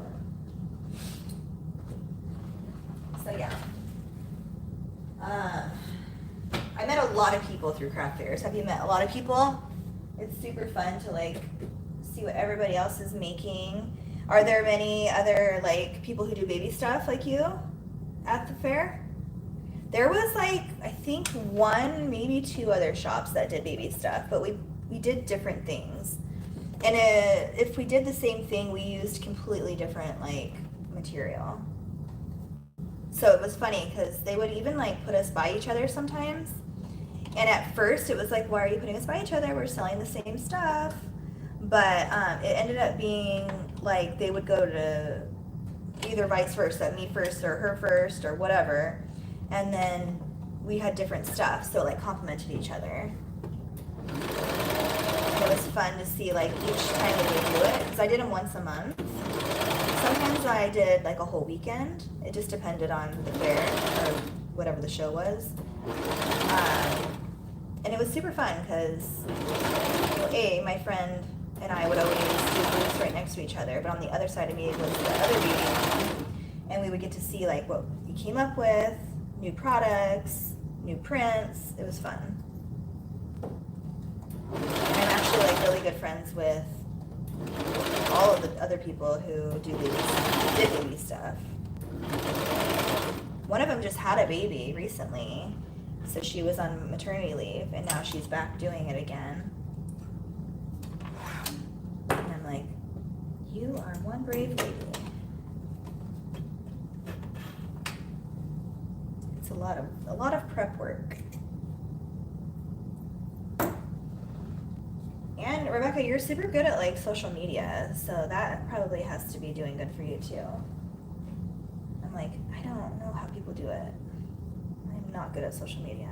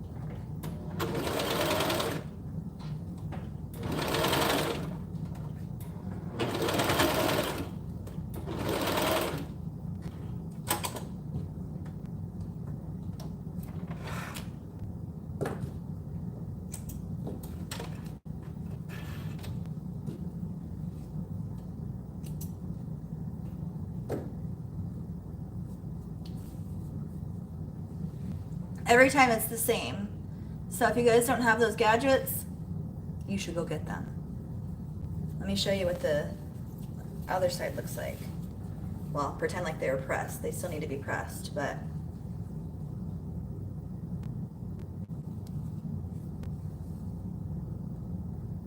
I just love the way that they look. You can see that. Can you see that? Yeah, you can see it. Hi Amber and everyone. Happy to see you, Amber. Hi Janie. Thank you so much for being on here. Good to see you too. I'm very, very shy. That's why I haven't even started YouTube. I wanted so bad, but I'm very nervous. I've done 4 craft shows in the past month, and I'm starting to come out of my shell a little bit. 4 in the last month? That's a lot. Good for you though. Holy cow, that's a lot. I would do them once a month, but again, like sometimes they were like on the weekends, like a full weekend, but still, holy cow. Good for you. That's a lot. Okay. I am going to move you guys back over here. Share the link to the gadget. What's it called? I don't even know what it's called. Let me look for you. I don't even know what they call them. Sorry, putting you guys over here again. Is this okay right here? Do you guys like that? I don't know.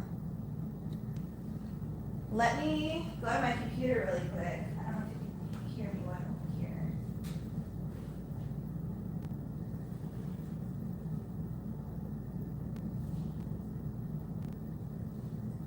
I'm at my computer. I'm gonna look it up real quick and see what they are.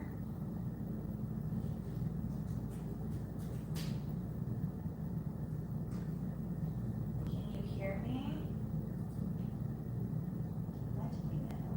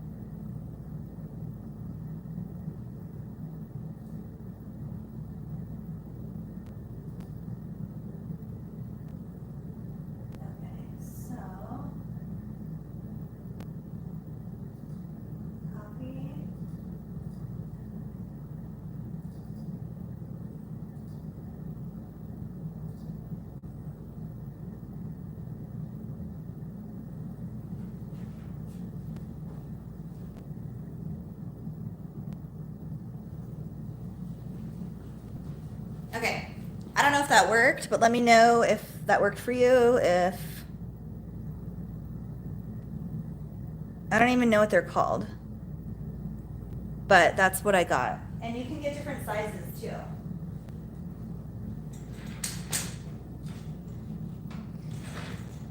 The one that I use for my bell bottoms is the 1/2 inch, but I also have a 3/4 inch, a 1/2 inch, a 3/4 of an inch, a 1 inch, and a 5/8 of an inch.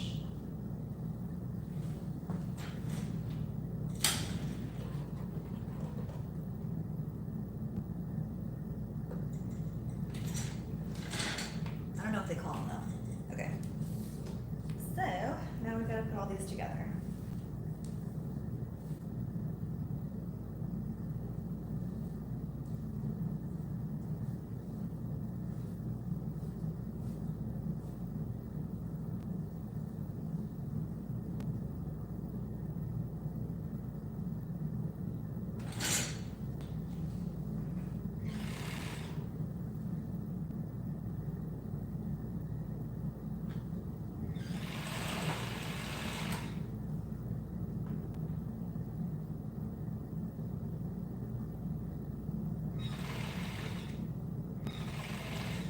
Were you guys able to hear me when I was over there?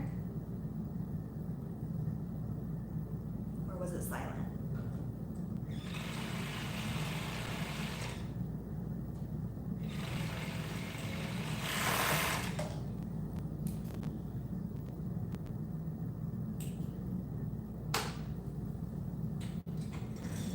Shots, cover stitch head.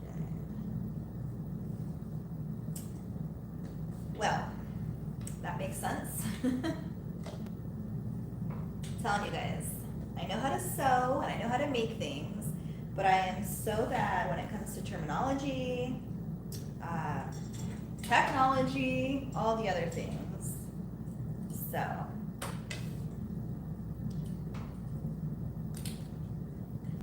apologize.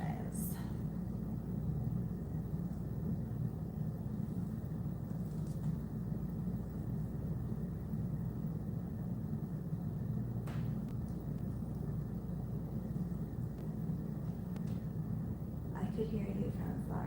Nice. Okay, so then that means these are working, so that's good. Sorry, I know I always ask you guys that over and over again. It probably gets annoying, but I've had so many technical difficulties that I'll be talking, and then all of a sudden, like, you can't hear me, and it just went out. So I always want to make sure that you guys can hear me.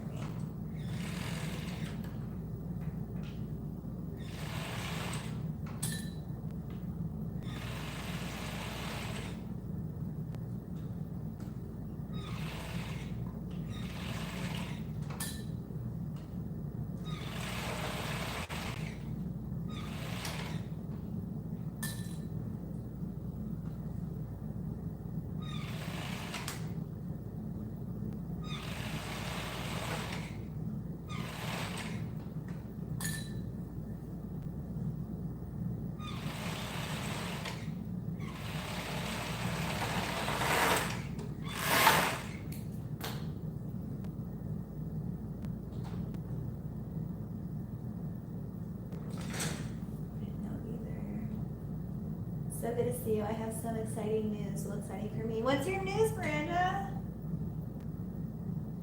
By the way, hi.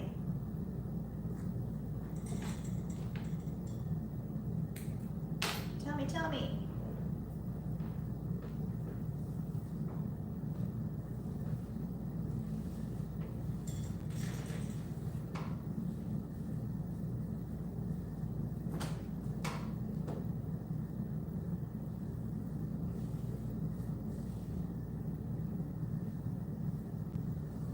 I'm finally going to be opening my shop in a few days. That's so exciting! Yay! Like an actual like storefront, or just like a Etsy shop or an online shop? What are you doing? Tell me.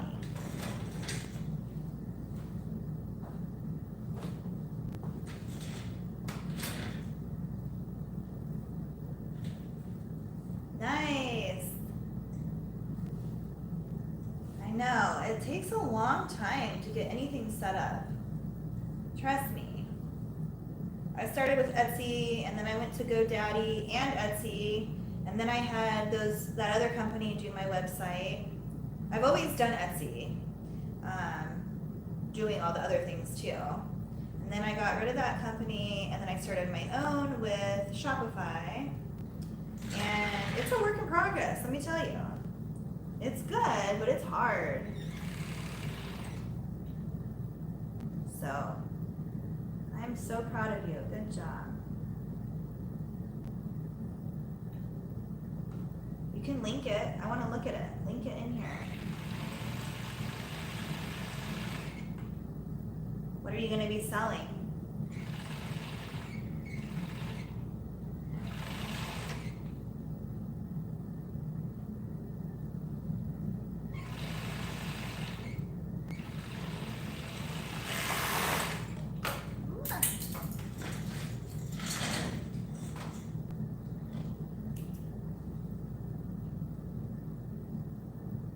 That's gotta feel good though, huh? How long has it been since you've been trying to open it?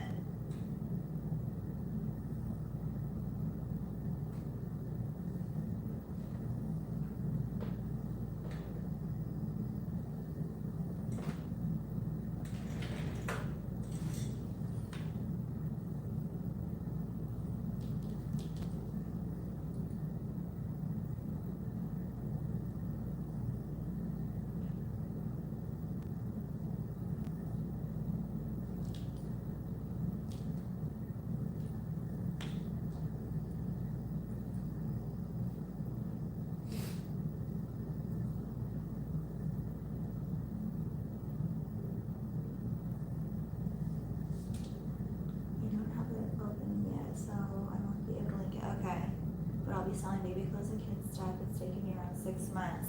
Well, good for you for like preparing that, because when I did it, I did not do that. I opened it and I just put what I had on there. I didn't prepare. So that's awesome that you've been preparing for that long, and you're probably just ready to like go.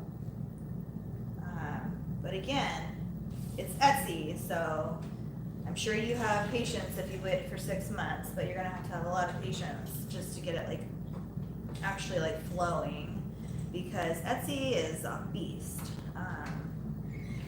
You have to have a lot of patience.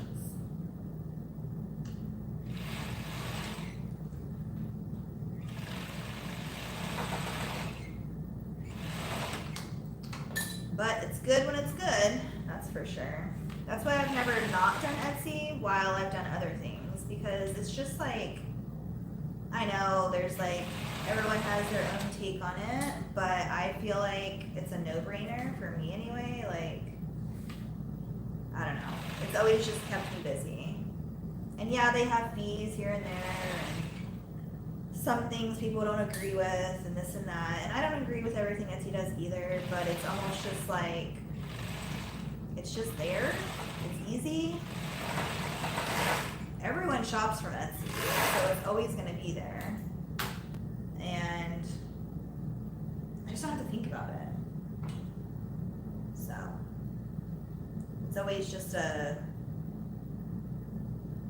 thing for me to have, like, in addition to my Shopify account.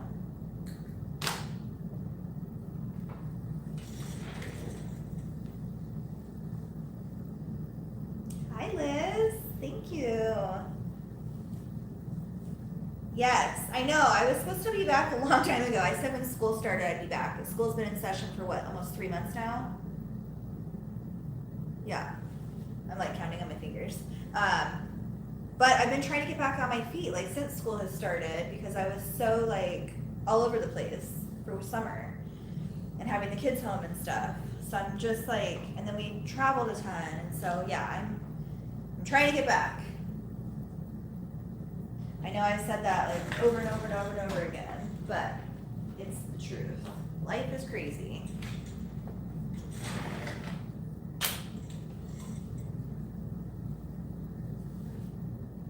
It's still cheaper than Amazon and eBay. That's true. I never looked on Amazon or eBay. I know that there's like a small handmade shop on Amazon. I just don't know if it's the whole like Amazon ships in this amount of days like freaks me out, because I'm shipping like 2 to 4 weeks. Like that's my shipping time. Like every birthday shirts and stuff, I'll do like 3 to 5 days. But on my clothing, it's definitely 2 weeks, because in the beginning I was like, oh, I'll do it in like 3 to 5 days.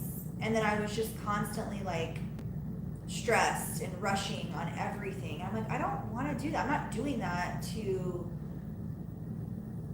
that wasn't the point of me doing this. I wanted to do it and love what I do and all this stuff. So like just stressing out and having it like backfire on me wasn't what I wanted. So I keep mine at 2 weeks all the time. And let me tell you, it doesn't, some people are like, well, if you have that long of shipping, do you get less orders? Because people want it right then and there. Everyone's used to Amazon. And I'm like, no, I've actually never noticed any difference. And if they do have a problem with the time, they'll message you and be like, hey, I noticed that I won't get it until this day. Is there any way to get it sooner than that? Absolutely. I have a listing that you can do priority shipping. I have another listing where you can rush the order. There are different options. So, with that being said, don't stress yourself out. I've learned that the hard way.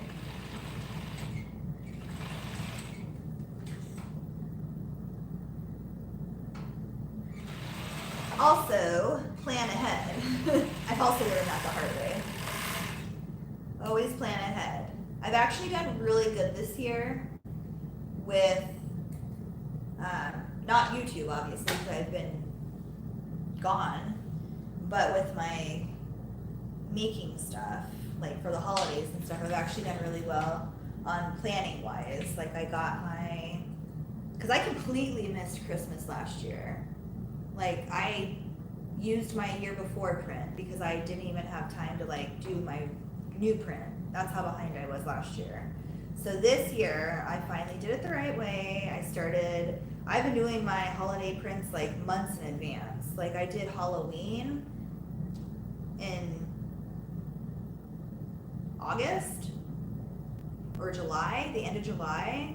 I started doing my Halloween. And then I've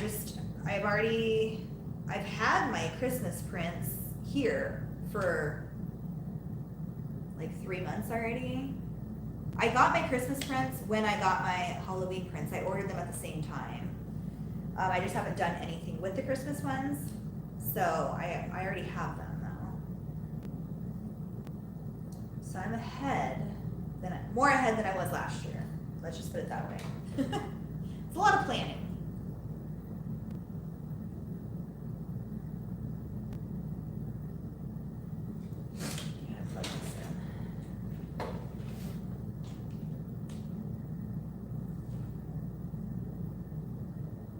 Thank you. Only thing I'm worried about is keeping fabric in stock. Yeah. Do you get your fabric at a certain place, or like I get mine on Spoonflower, so I really don't have to worry about that. That's one of the reasons why I went with them, was because you don't have to worry about anything ever going out of stock, and you can just constantly reorder it. Alicia! How are you, girl? I get it off a shop in Etsy. Okay, Miranda, maybe you can reach out to them if you're afraid of that, because I remember when I first started and I ordered some prints from Etsy, and they actually sold those prints on Spoonflower. That's actually how I found out about Spoonflower. Because they sold on both platforms, but maybe she sells on a different platform, so that's just always good to know. Like where you can get it if it's out.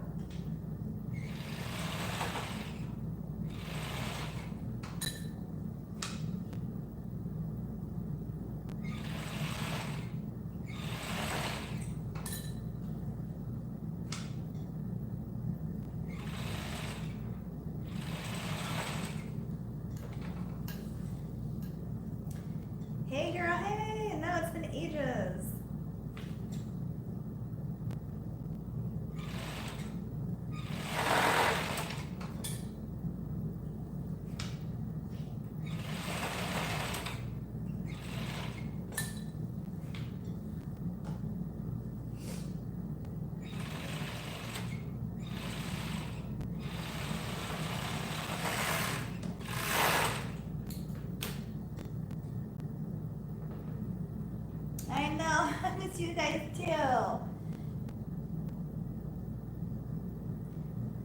I feel like it's been like a year since I've been on here. Realistically, it's only been like, what, like 3 months? But that feels like forever, considering I used to be on lives like multiple times a week.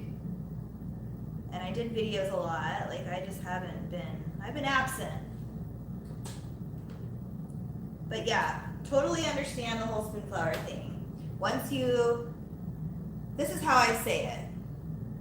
When I first started, I couldn't afford it either, and that's how you have to think of it, like just, you're starting it up, start with what you can. I used to do my fabric I would get from Hobby Lobby, Joann's, like anywhere I could get my hands on, I would make things and do that. And then, I don't even know, like I said, like one day I just reached out to somebody I had ordered from on Etsy, and then she said I could get it on Spoonflower. That's how I found out about Spoonflower.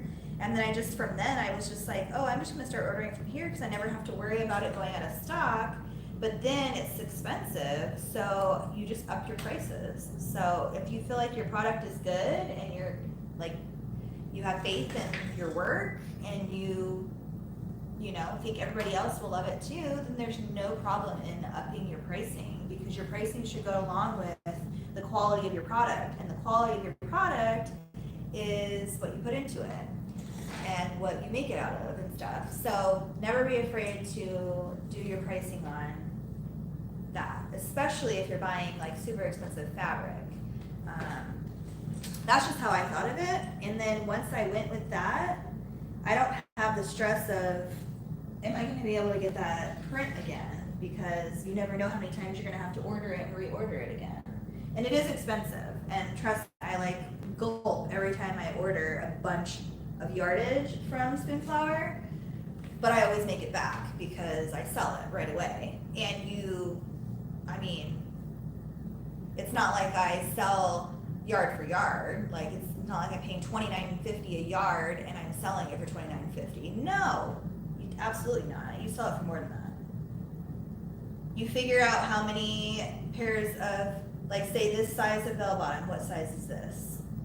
12 to 18 months. There's 2 pieces per leg plus a waistband. I spread all that out on my fabric. I figure out how much I used for a 12 to 18 month legging or bell bottom, and then I do my pricing that way. So I know how much of the fabric I use, how much I spent for a yard of fabric, and then I go and figure out how much I want to sell it for. That way I know I'm making my money back, plus some, for my time and putting it together, handmade. So, don't ever sell yourself short.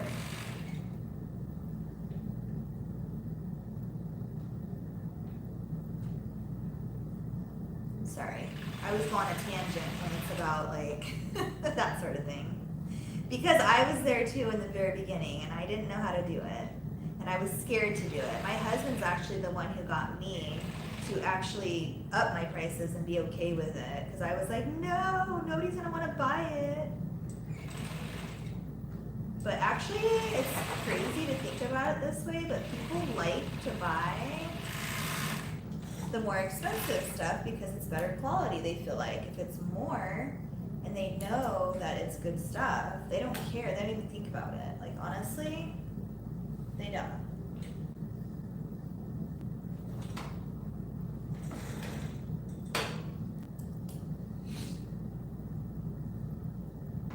Of course, I'm always, you guys can ask me whatever you want.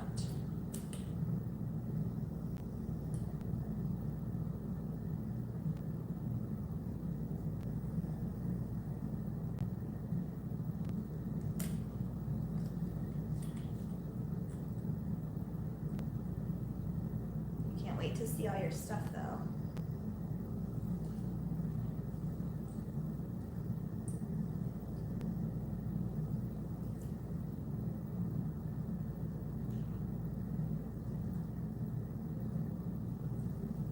Another thing that I'd like to add to that is don't ever be afraid to add different things. Like, I know a lot of people have different visions on different businesses and stuff like that. But for me, I've always just done what I want to do and like what feels good to me. I've taken things out of my business. I've added them back in my business. I've taken them back out of my business. I've added different things. Like, do what you want to do that you feel is good for your business. Try not to compare, because comparing is not good. Like these bell bottoms, I had these bell bottoms in my shop when I very first opened my Etsy shop, like from the get-go. And then I took them out. I don't even know why I took them out. I can't even remember why. But then all of a sudden this last year, like bell bottoms are like this huge thing again, right? And so I'm like, well, I want to bring those back because mine are made a little bit different than the way that a lot of other people are making them. They're more just like flare boot cut. They're not like the real bell bottoms that everybody's making these days. So they are a little different, but always make your stuff the way you want it. It doesn't have to be the same as everybody else's. Do it different, and that's what makes you stand out. And I've never been afraid to make something a little different, because you can always remove it if you don't like it or if it's not selling. And you don't even have to remove it. You can just put it in your drafts, or what do they call it on Etsy? Inactive. You can make it inactive. So there's a lot of things in there too that, like, some of my prints that I don't want to bring back, or if I'm iffy about bringing back, I'll put it in my drafts instead of deleting it, because then if I eventually want to put it back, all you have to do is reactivate it, and your listing is still there. So yeah, makes it easier on you. So I would suggest not deleting stuff, just make it inactive so people can't see it. And it's funny because like stuff that I've had, like when I went to go reactivate my bell bottoms and put like new prints in, I had my description and all my tags and title and everything from the very beginning of my Etsy shop, and I literally just sat there and laughed. I was like, oh my gosh, I've come a long way. It was so funny to just like read. My description was like a sentence, because I didn't know what to do or how to do it back then. So I was like, oh my Lord. So I had to like change everything. I had like no tags. My title was like bell bottoms. That was it. So it's just pretty funny to like see where you start to where you are at that time years later. But that's what I mean, good for you. You've been doing it for 6 months. So you've probably like learned a lot along the way with those 6 months, instead of just jumping right into it like a lot of people do.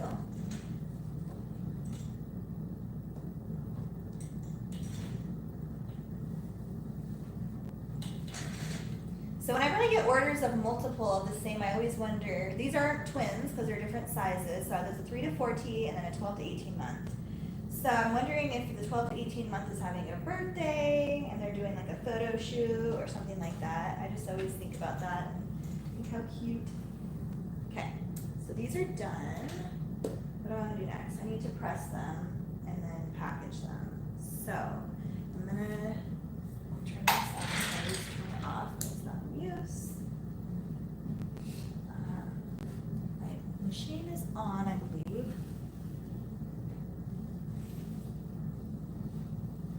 Let's just put you guys over here. Actually, put you this way. Sorry for moving you. So there's my new hat press. I haven't even touched it yet.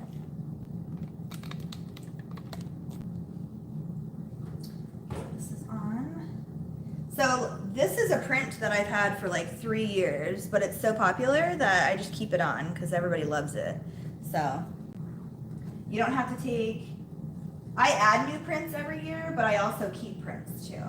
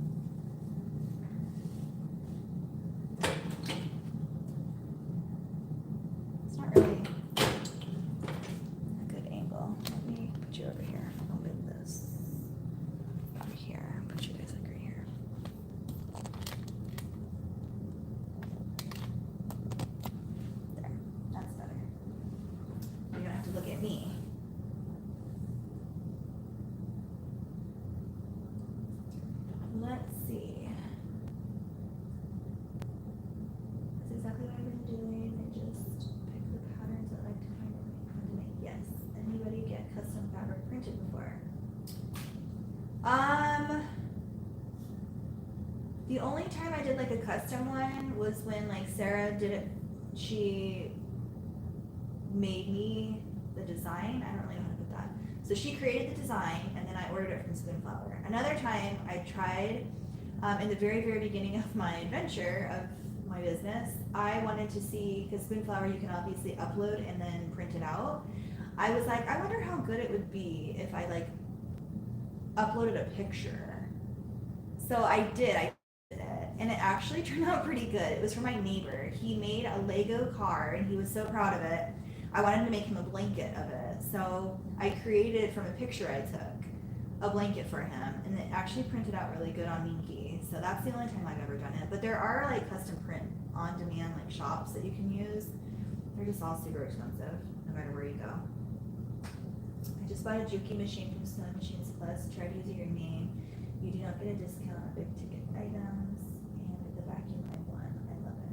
Aw, good. So did they let you use my name?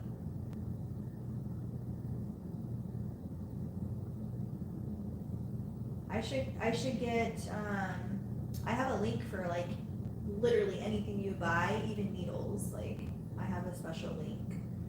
But I've had a couple of people tell me that it hasn't been working lately. I don't know. So that's why I'm asking. I've learned a lot, but most of it is from you and a few other YouTubers. I'll be very grateful for that. Aw. I'm glad I can help you. You guys can ask me anything you need. I will always try my best to help you out. You can always email me too if you have my email. It's beingandbliss@yahoo. Everything's Being and Bliss. So if you ever need to reach me.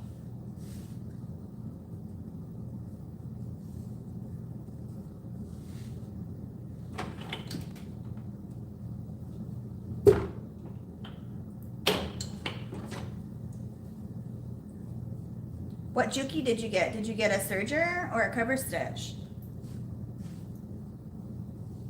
I'm gonna get a cover stitch. I was actually gonna order it yesterday and then I forgot to. So, I don't know where I'm going to put it. To find somewhere though. Turning this, I use this little guy for my headbands.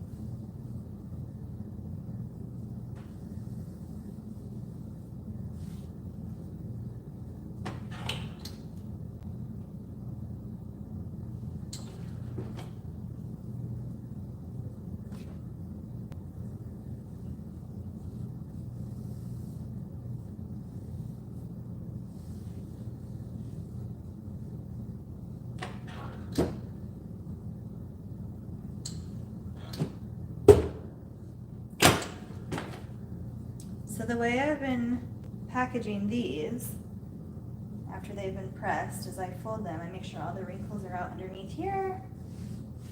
And then I go like halfway up right here. And then I fold it halfway down right here. That way it can fit into the little bag if they only get one. If they get more than one thing, so like this one has a mommy and me matching headband, which I just iron it. I just like to iron the edges flat so it's not so like poofy. It just looks, I don't know, to me it just looks crisper. So I just do this all along the edge when they get it. And I'll probably put this in a little box because I like to make it look really pretty if they have like more than one item.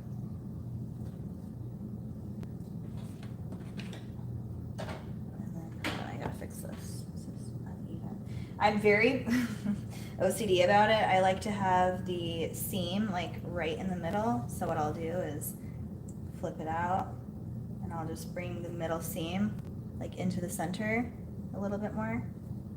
So it's nice and even. And then see how I rounded out that edge right there? So like when I flip it back inside out,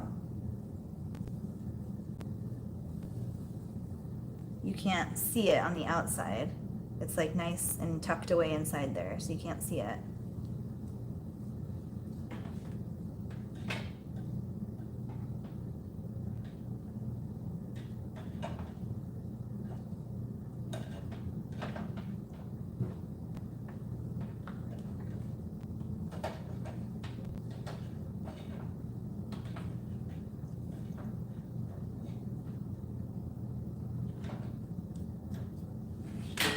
Just gives it like a little crisper finish.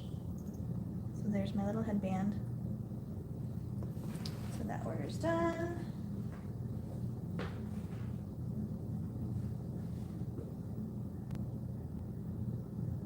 They said it did not count on the industrial machine. I'm too for Christmas, or that's the plan. That's weird. I've had so many people order industrial machines. But that's okay. I'm glad you got it. That's awesome.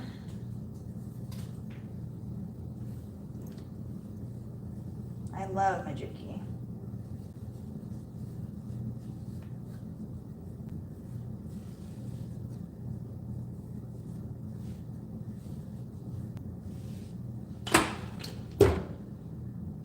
You guys know me and my pressing.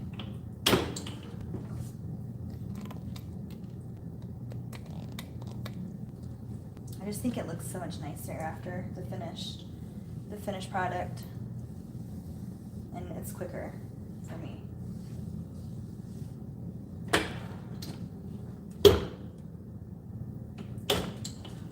Because it's pressure, I think it's all about the pressure, and you literally only have to press it for like 3 seconds.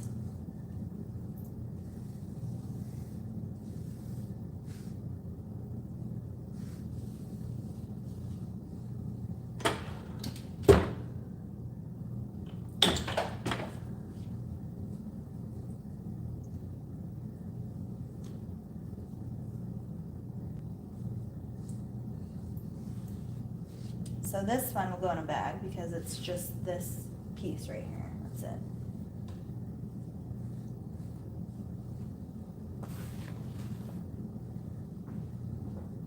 So for me, everything is a step. So now that I'm pressing, and then I fold it, and then I'll go and package.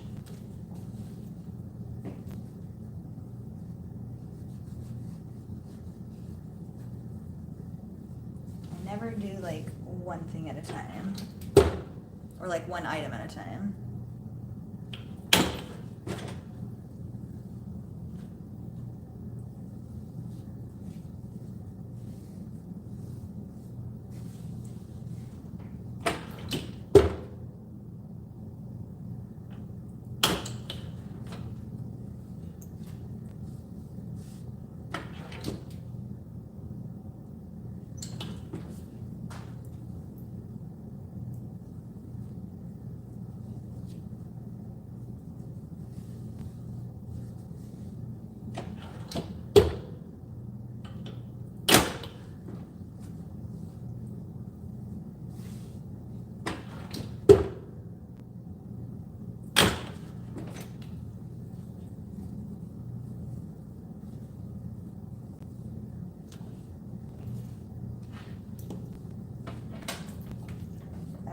Right there from the seam, so sometimes that'll happen, and I'll just go in with my little mini iron and like iron it out. It's because the front seam met the back seam, and I just go in and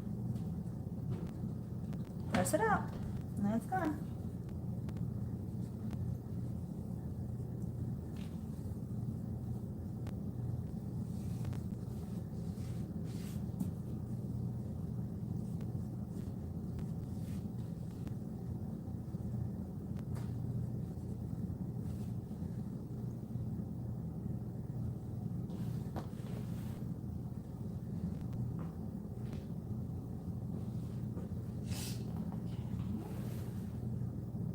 What is the gray machine that holds the blue pen? Is that a new toy?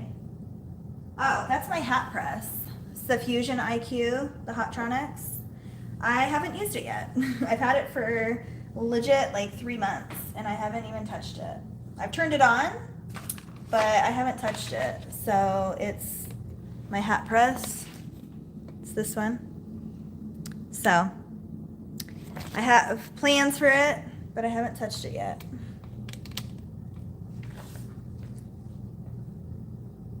I love the heat press. Do you have it, Deborah? I haven't used it yet. I have the Juki MO 6814S. I think that's the one I have, 6814S. Yep, that's the one I have. I love it. It's my favorite. It's the best, the best, the best. I mean, I'm sure there's better ones, but I love that one.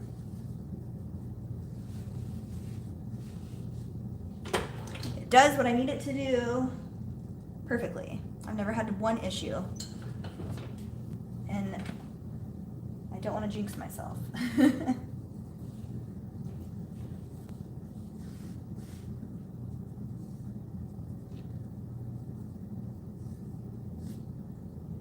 It is 12 o'clock. We're doing good. How does the time go by so fast when I'm on a live? I just don't understand it. When I set my alarm earlier, I'm like, there's no way I'm going to be on that whole time. Well, now that it's only 2 hours away, there's so much I can do in 2 hours. Or should I say there's only so much I can do in 2 hours? Do you hate like starting something that you know you're not going to finish? Or would you rather start it and know you can finish it later? Depends, for me it depends on what it is, I guess. Because I always start orders and then finish them later, but if it's like with my new like DTF machine, I don't even want to start anything with it unless I know that I can finish and like turn it, like clean it and properly turn it off and all that. Like I won't even start it. I'll just do my maintenance and then worry about it the next day. But I have to do like a full cleaning on that thing because I've been gone.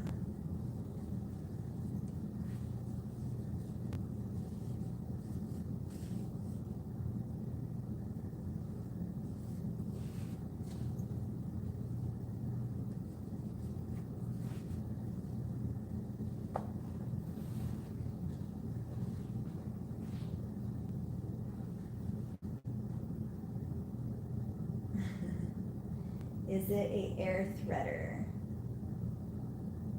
I don't even know. I haven't even like really threaded that much. Let's try it. No, it's not an air threader. It's the MO6814S Juki 6800 series. It's not an air threader though. My Celebrate, the Baby Lot Celebrate is an air threader.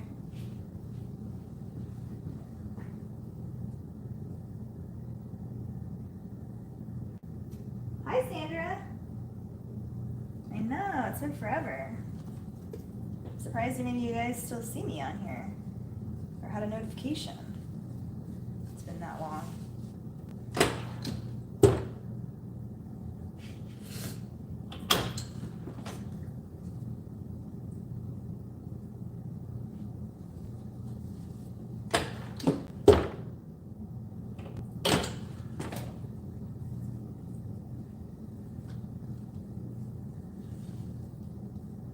But I've had it for a little while, so maybe they made the same one with an air threader. Is that what you're saying? I don't know.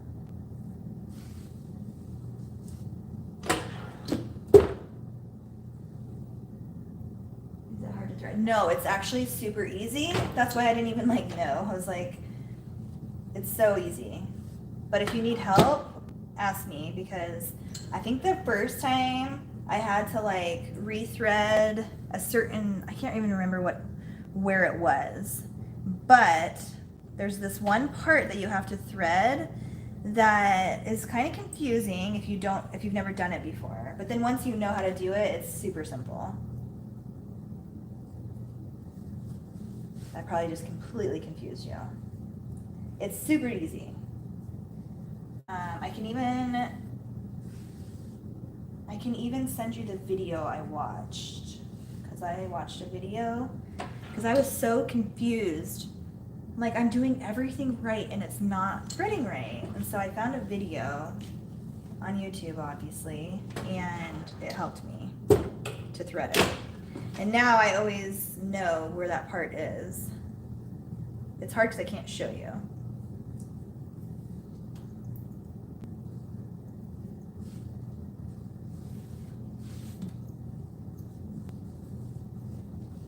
But to answer your question, no, it's super easy. And now, like, as long as I'm paying attention and I catch it before I actually have to rethread it, I just do the tie-off method, and I just tie it off, and then it's super simple.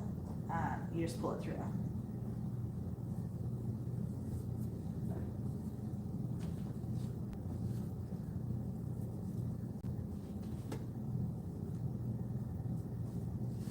These are bigger ones. These are my 3/4.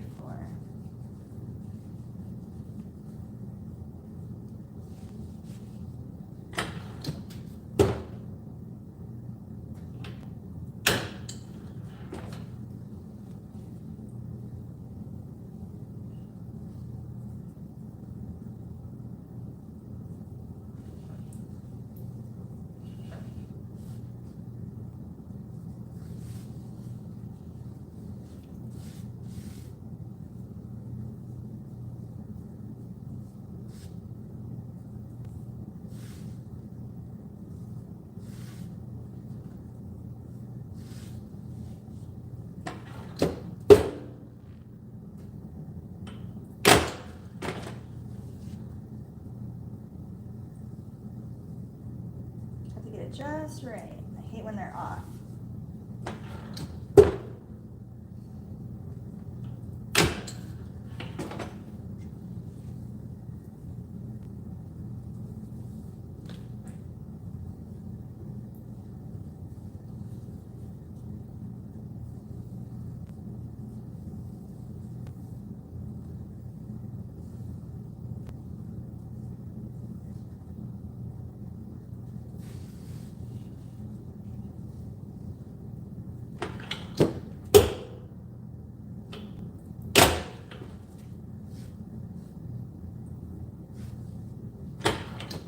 Okay, that was the last pair. Now we can go package. Turn this off for now.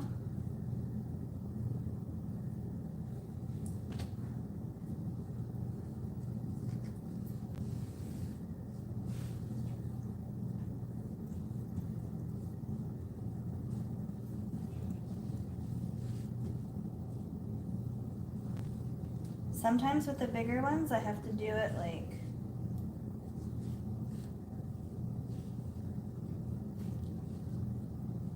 go like that.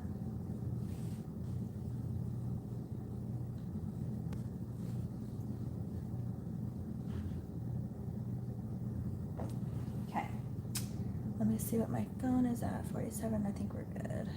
Okay. You guys get to see my mess. My messy shop. Okay, so today we did these orders. Well, besides those, I just pressed those, but we made all of this today. And now we're gonna go package. So over here is where I do my packaging. So I will, let's see, set you up. Don't look at my mess. Ugh, I'm moving you guys everywhere, sorry.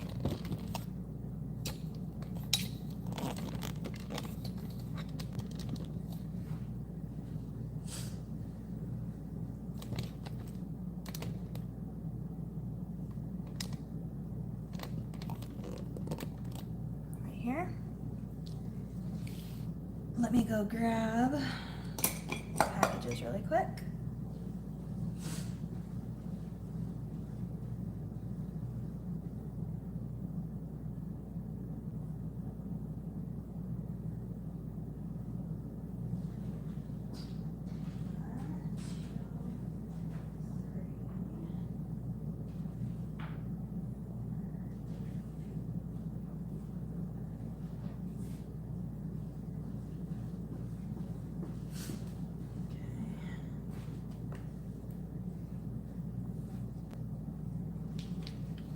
I forget you have to hide everything for the live. You can't have anybody see any information, so I'm trying to do that. Let's see.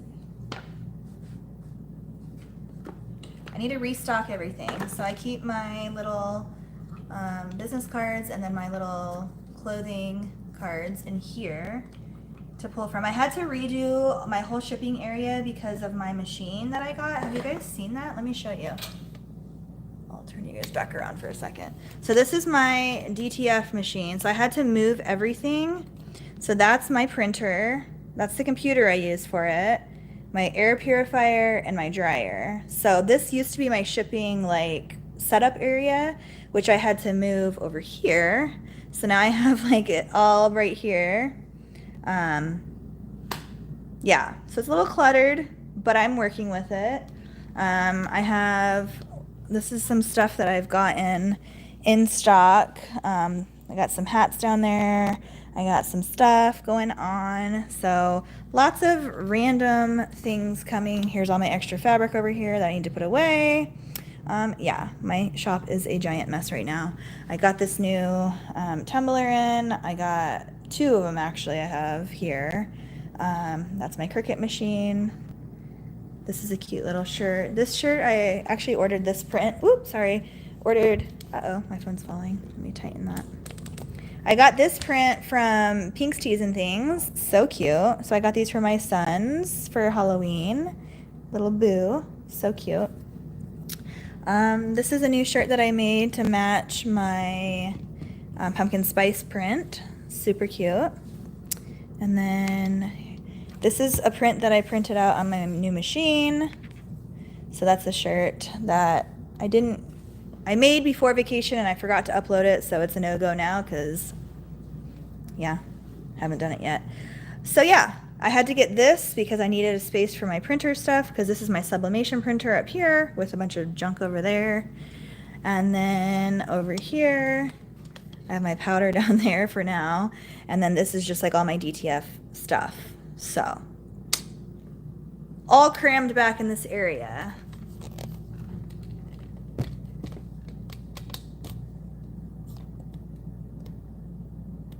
Okay, let's get to packaging. I'm back. Welcome back, Lisa. Oh my goodness, however, it's great to see you again. Hi, Joanne. L18,000. How do you like it? Have you had any extensive maintenance? Are you talking about the DTF machine? It's not the L18,000. This one is, I got it from All American Supply, Print and Supply Company, and it is, what is the model on it? It doesn't,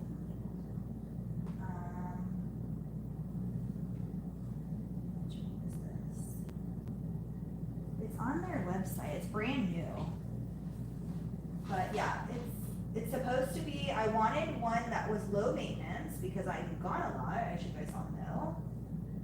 So I wanted one that is like self-shaker, all the good stuff. So this one actually shakes the white ink all by itself. You don't have to do it daily. All the other inks you have to shake like once a month. You don't even have to do them daily. So it's really nice and low maintenance. It's not that bad at all. So I really like it. Sorry, I was just reading the comments. Okay, so these two are going together, so I'm not going to give her both of everything. I need to restock all this stuff, but for now, I need to restock everything actually. This is how I do it. I don't know. These are going to have to go in their own bag. Oop.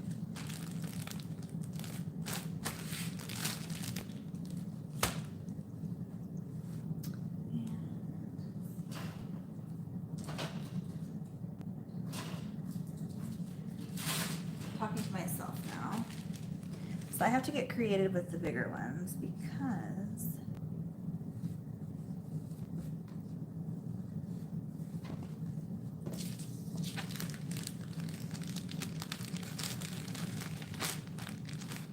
barely fit sometimes. Let's see.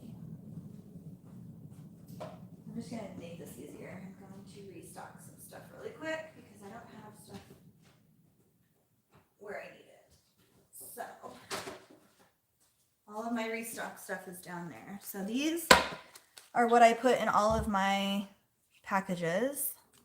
They basically say I love to have a review. I've never changed them. They have all my information on the back, my websites and everything. So these I keep right here. And I just pull, and I always put one in the back of every bag. And then in the front of every bag, I put my care instructions. But because this is going in the same package, I don't need to waste another one. So I put them together in the same package. And they will go in my middle. I already put my stickers on the back of everything, so that's already pre-done.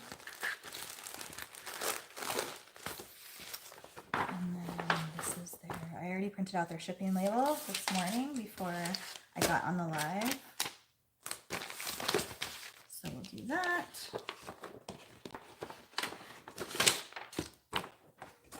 And then I have just a blank like thank you card that I use, and I just write a little note in there to them every time. Sorry if this is repetitive for you guys that have already seen me do this. It's just been so long since I've been on here, so I'm just trying to famous Carolyn. Go over what I do.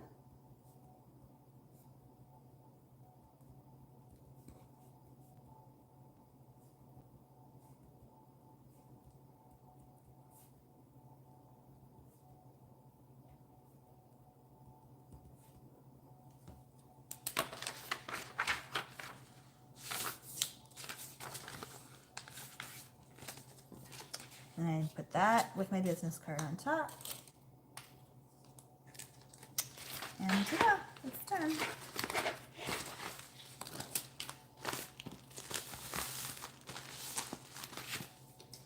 And I don't have my bag out here, so I'm just gonna put them over here. Let's see. It's been a long time since I caught a live. Great to see Amber. My old name was J. Wilson Creations. Everyone's changing their names. That's how long it's been for me too. Just stopping to say hi. I love you. Hello. Hi everyone. Gotta go back to work. I love you. Thanks for coming. My bestie got a real-time job, so we don't get to hang out anymore. Okay, this is Michelle.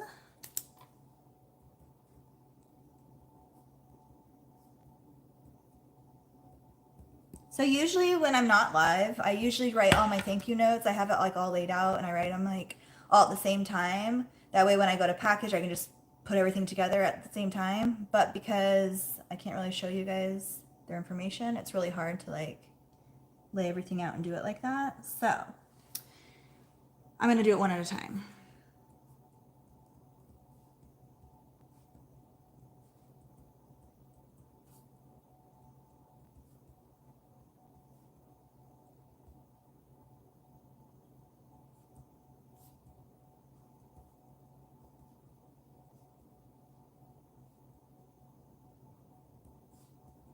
I also can't think and write at the same time, or talk and write at the same time. So this one's gonna go into, let's see, how do I want to do this? I'm gonna put this in a box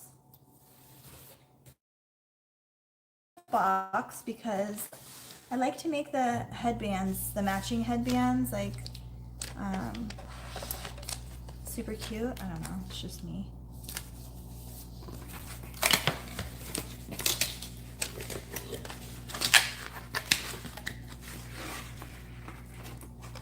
Move out the way.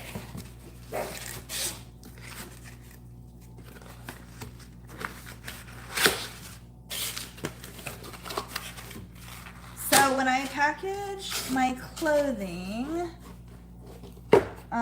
it depends. So this time I'm not going to put them in bags. I'm just going to put them like on top. So if I put them on top, I use my I'll show you. That's what I use for my blankets.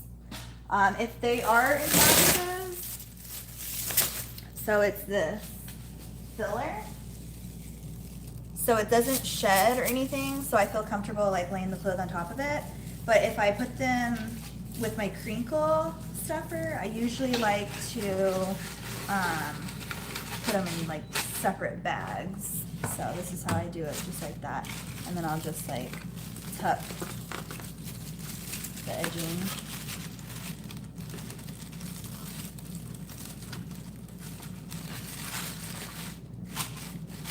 Just like that. And then I'll just go like this. And then usually the mom headband, I have to ribbon roll this because I think I got like blanket fuzz on it.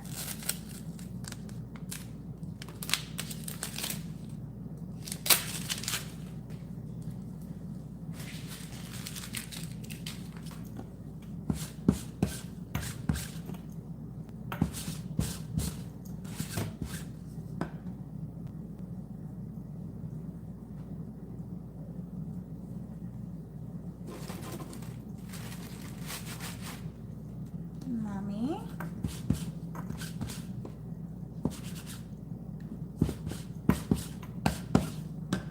Is this name okay over here? Can you guys see it? Or read it? Just like that.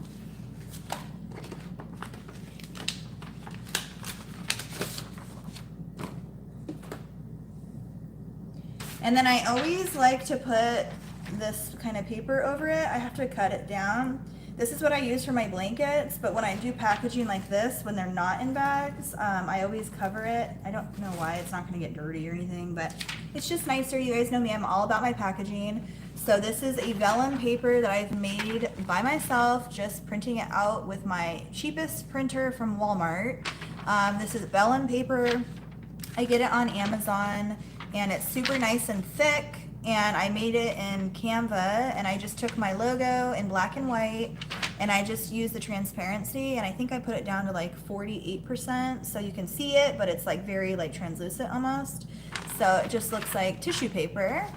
But I just did that all by myself, and when I use it with these smaller boxes, I just cut it down, like I take off a 1/2 inch on the side and bottom, and it fits perfectly over it. So I'm gonna go ahead and cut that really quick.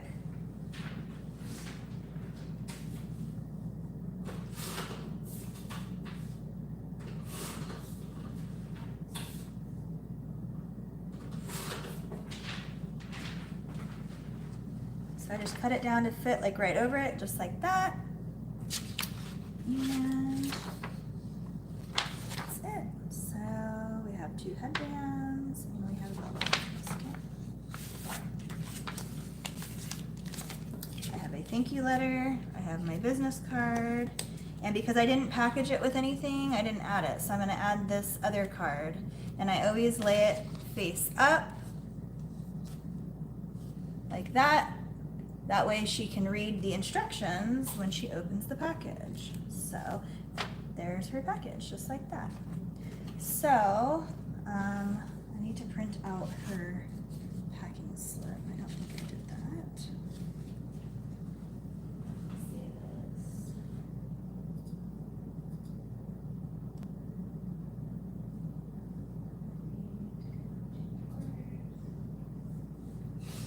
Sorry, guys.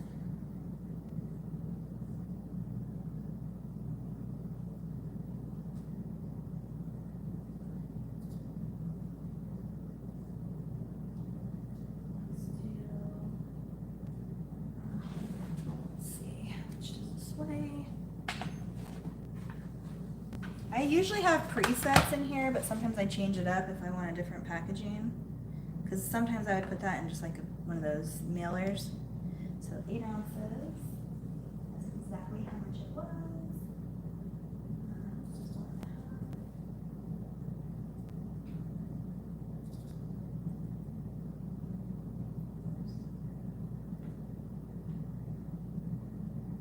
Okay.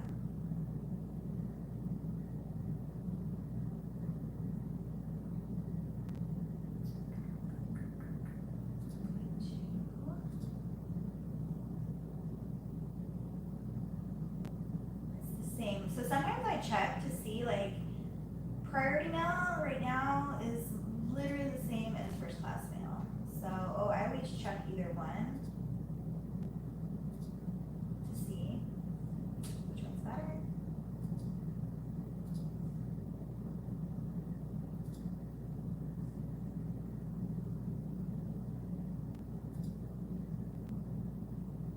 So I literally had to go old school last week because I was in such a hurry. I ran out of shipping labels. I mean, I had the box, I just didn't have time to actually like put them in my, the mun bin, that's how you say it. And so I had to print them out on my regular printer and like cut them and tape them because I was like, I don't have time to sit there and like mess with it and like do that. So I even had to have my sister, I called her from Hawaii and I was like, I need you to ship this for me. It's done. I just need you to put it in a thing and like ship it out for me. And she's like, well, where's the label and everything? So I had to like tell her what to do. And I was like, shoot, I forgot to like do it. She's like, do what? I'm like, I forgot to put the shipping labels in the thing. So you're going to have to print it and cut it and tape it and all that. And she's like, sis. She was all confused. She didn't know what to do.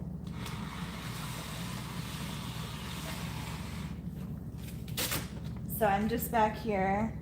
I have this, I'm doing my tape. Here, I can bring it around front so you can see it's dry. I just use my tape and I just tape it along. I know exactly like how much to use every time. I did a little too much this time. Every time I say I know, I do too much. I usually do 6, I count my label or my logo 6 times. I did it too much that time. But anyway, there's my little box. I don't know if you can see it upside down. But yeah, I tried to put the label on going the correct way. And then this one isn't priority, but usually if it's priority, I'll do like a priority sticker on it. But she knows that it's from me because it has my logo all over it. But whenever I live in Arizona, so it's super like hot here. I'm just doing that so you guys can't really see it. I always go over it if I ship it out in a box. I always tape over the label. Just because sometimes the labels don't stick to the boxes very well. In Arizona, 'cause it's so hot. It's not that hot right now, but it's just a habit that I do or have done.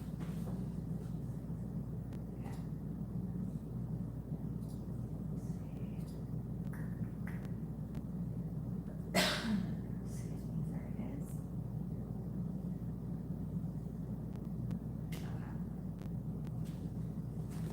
So, there's that. Next,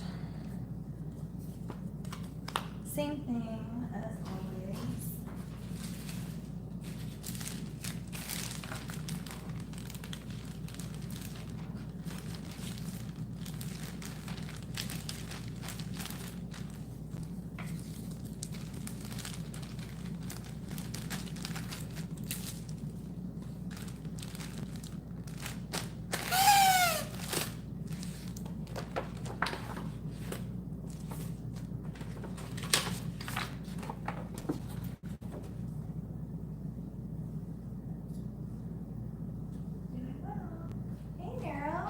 So long.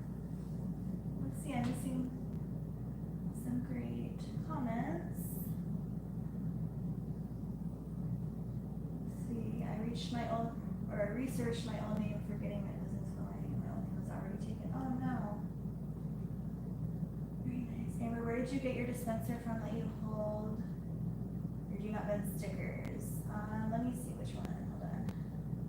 You're just beautiful. Thank you so much.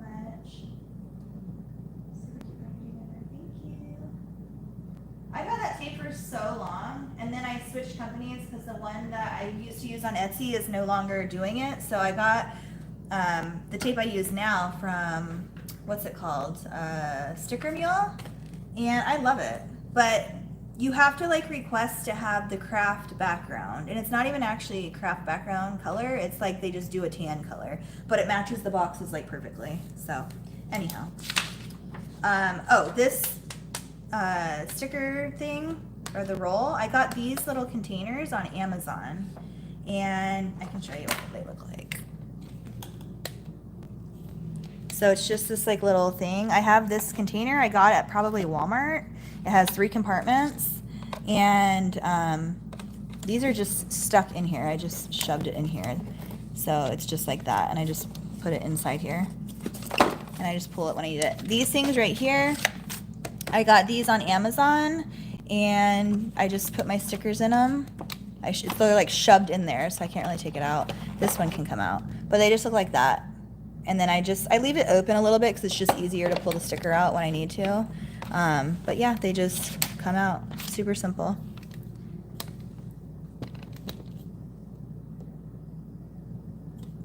I don't think you want to see my ceiling. Okay. Who is this to? This is to Kayla.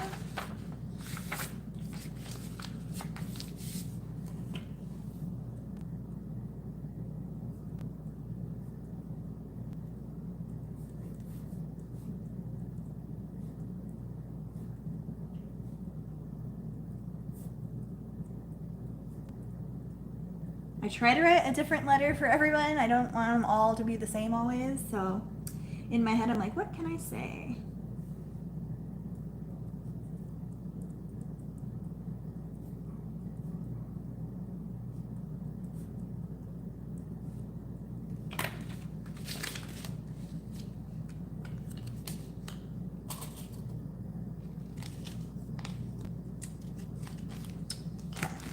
That, and that. And then gets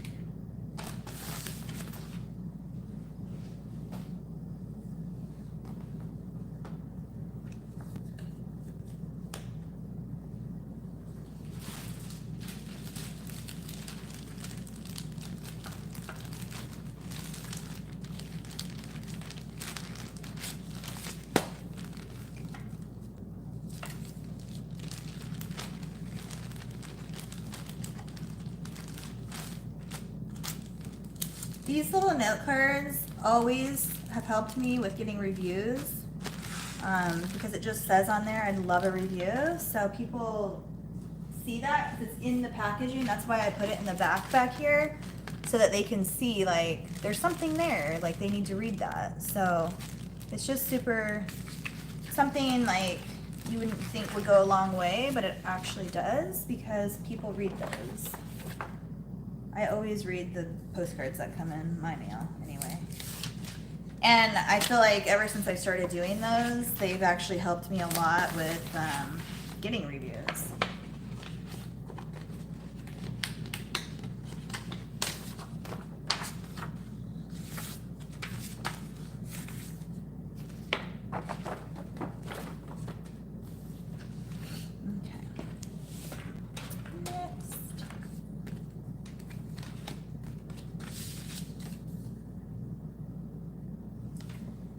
Always make sure you spell the name right.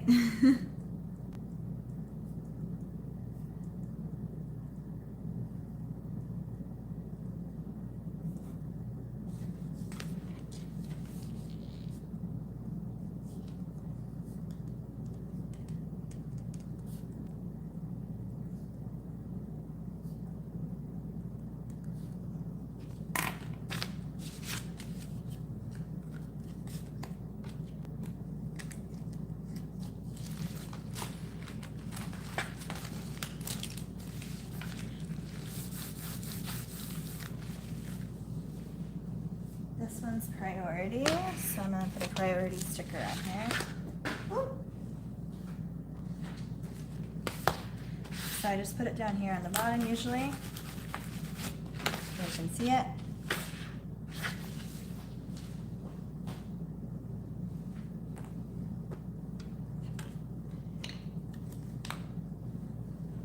Oh, it feels so good to get these out.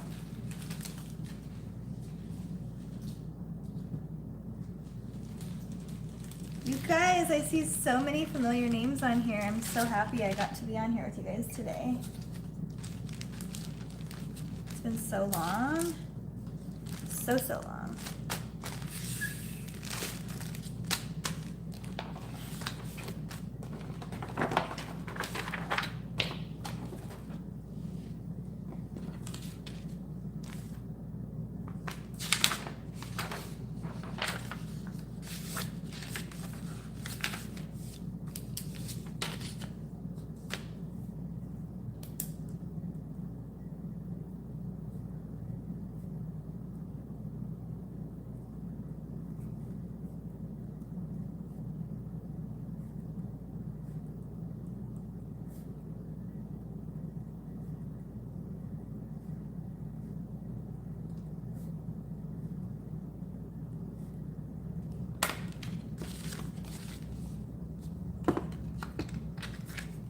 have the perfect amount of business cards out before I have to restock it.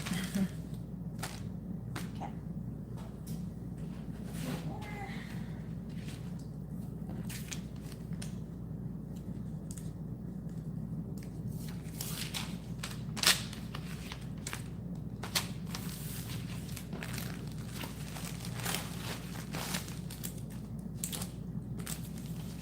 Yeah, the post office knows that these are mine because I use the same packaging all the time.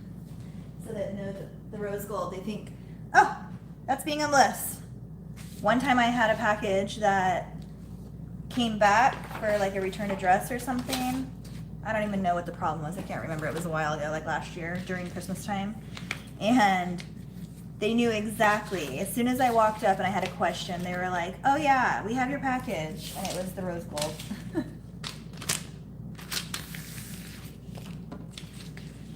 My little Halloween pants. I package them pretty much the same way.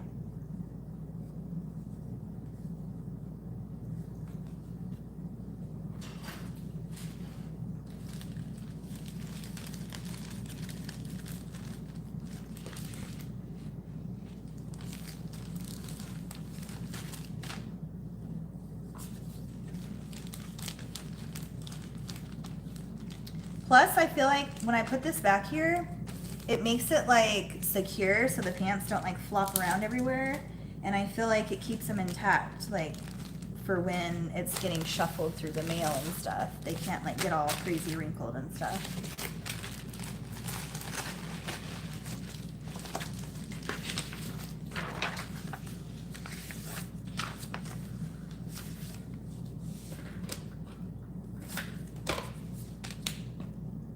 And I'm weird, I like to match my pen color with the outfit that they're getting. So these are my orange and black Halloween pants. I'm using orange to write their letter.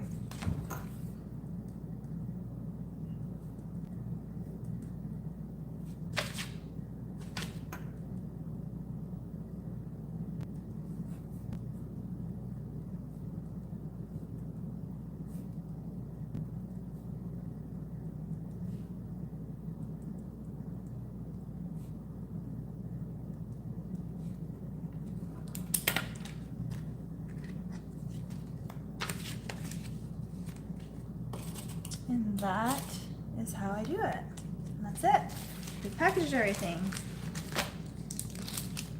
So I think I'm gonna sit down and talk with you guys for a minute and answer any questions you guys have and say hi to you all. And then I'm gonna call it a day. I've been on all day with you guys. But I wanted to say thank you so much. And I'm so glad to be back on here. I'm gonna try to do more lives and more videos. But yeah, let me turn this around and go back over here.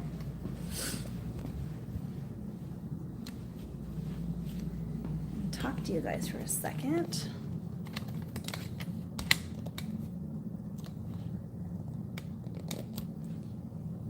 I couldn't see the comments really over there. Let's see who's on here.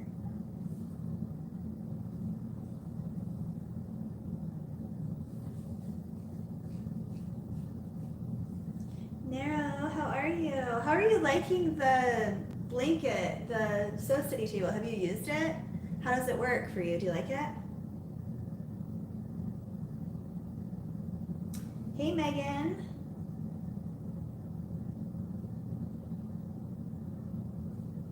Mary is not good at all, second grader. That's funny. Everyone's handwriting is so different. Like, my friend's little boy's handwriting is so good. It's crazy. You wouldn't even think. Because you think like boy or men, like they have like, it's like almost like scribble. But he had such good handwriting. I was like, oh my goodness. And actually my son has pretty good handwriting too. And then both of my daughters have different one. Neither one was bad, but they're just completely different. They always ask me to write everything for them for school. They're like, can you do this for me? I'm like, no, you can do it. They're like, but your handwriting is so much better than mine. I'm like, I feel like my handwriting looks like a little kid handwriting.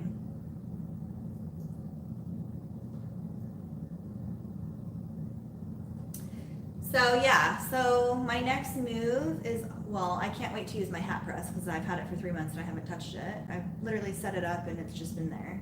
So I want to use that, and I'm gonna get a cover stitch, and I just don't know where I'm gonna put it because I am definitely not moving this table. This table has to stay here. So that's that. So I have to figure out something over here and what to do. I think I got some packages. My Alexa's going off. I forgot about my coffee. Evelyn, how are you? I'm about to get off. You missed it. So I've been on all day. How long has it been? 3 hours? I know, Liz, I'm so excited. Well, I've been wanting the cover stitch for ages. I just, again, in my head, I'm like, I don't know where I'm gonna put it because I had to move things around for all the different things I've gotten. And I'm like, I'm done. I don't have room for anything else. But in my head, I'm like, I need a cover stitch. I don't need one, but knowing how smooth and easy this was when I transitioned from a standard serger to an industrial serger was like, oh my God, dreams. So yeah, just knowing in the back of my head that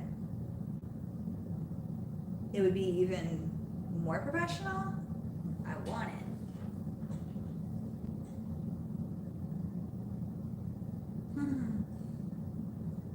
Aw, good.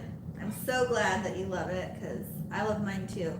That was like a hard decision to make when I was doing that giveaway because I'm like, what is something that, like, I knew whoever really wanted one would appreciate it, like you, but people who don't sew blankets and don't understand how good it is to have that, it's kind of, that was an iffy giveaway, you know what I mean? I don't know how to explain that, but I'm glad you got it because you love it. Sky Zone with my granddaughters. Aw, Sky Zone's fun though.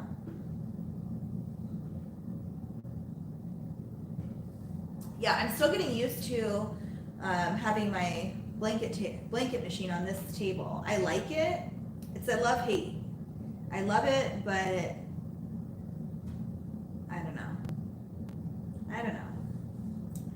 But anyways, thank you guys so much for being here. I can't believe I have, 50 of you guys on here, considering I haven't been on in 3 months. So I appreciate all you guys that were on with me today, keeping me company. I got my orders done that needed to go out today. I have to go pick my sons up. I still have like an hour and a half, but I need to get my head together and figure out what my next move is.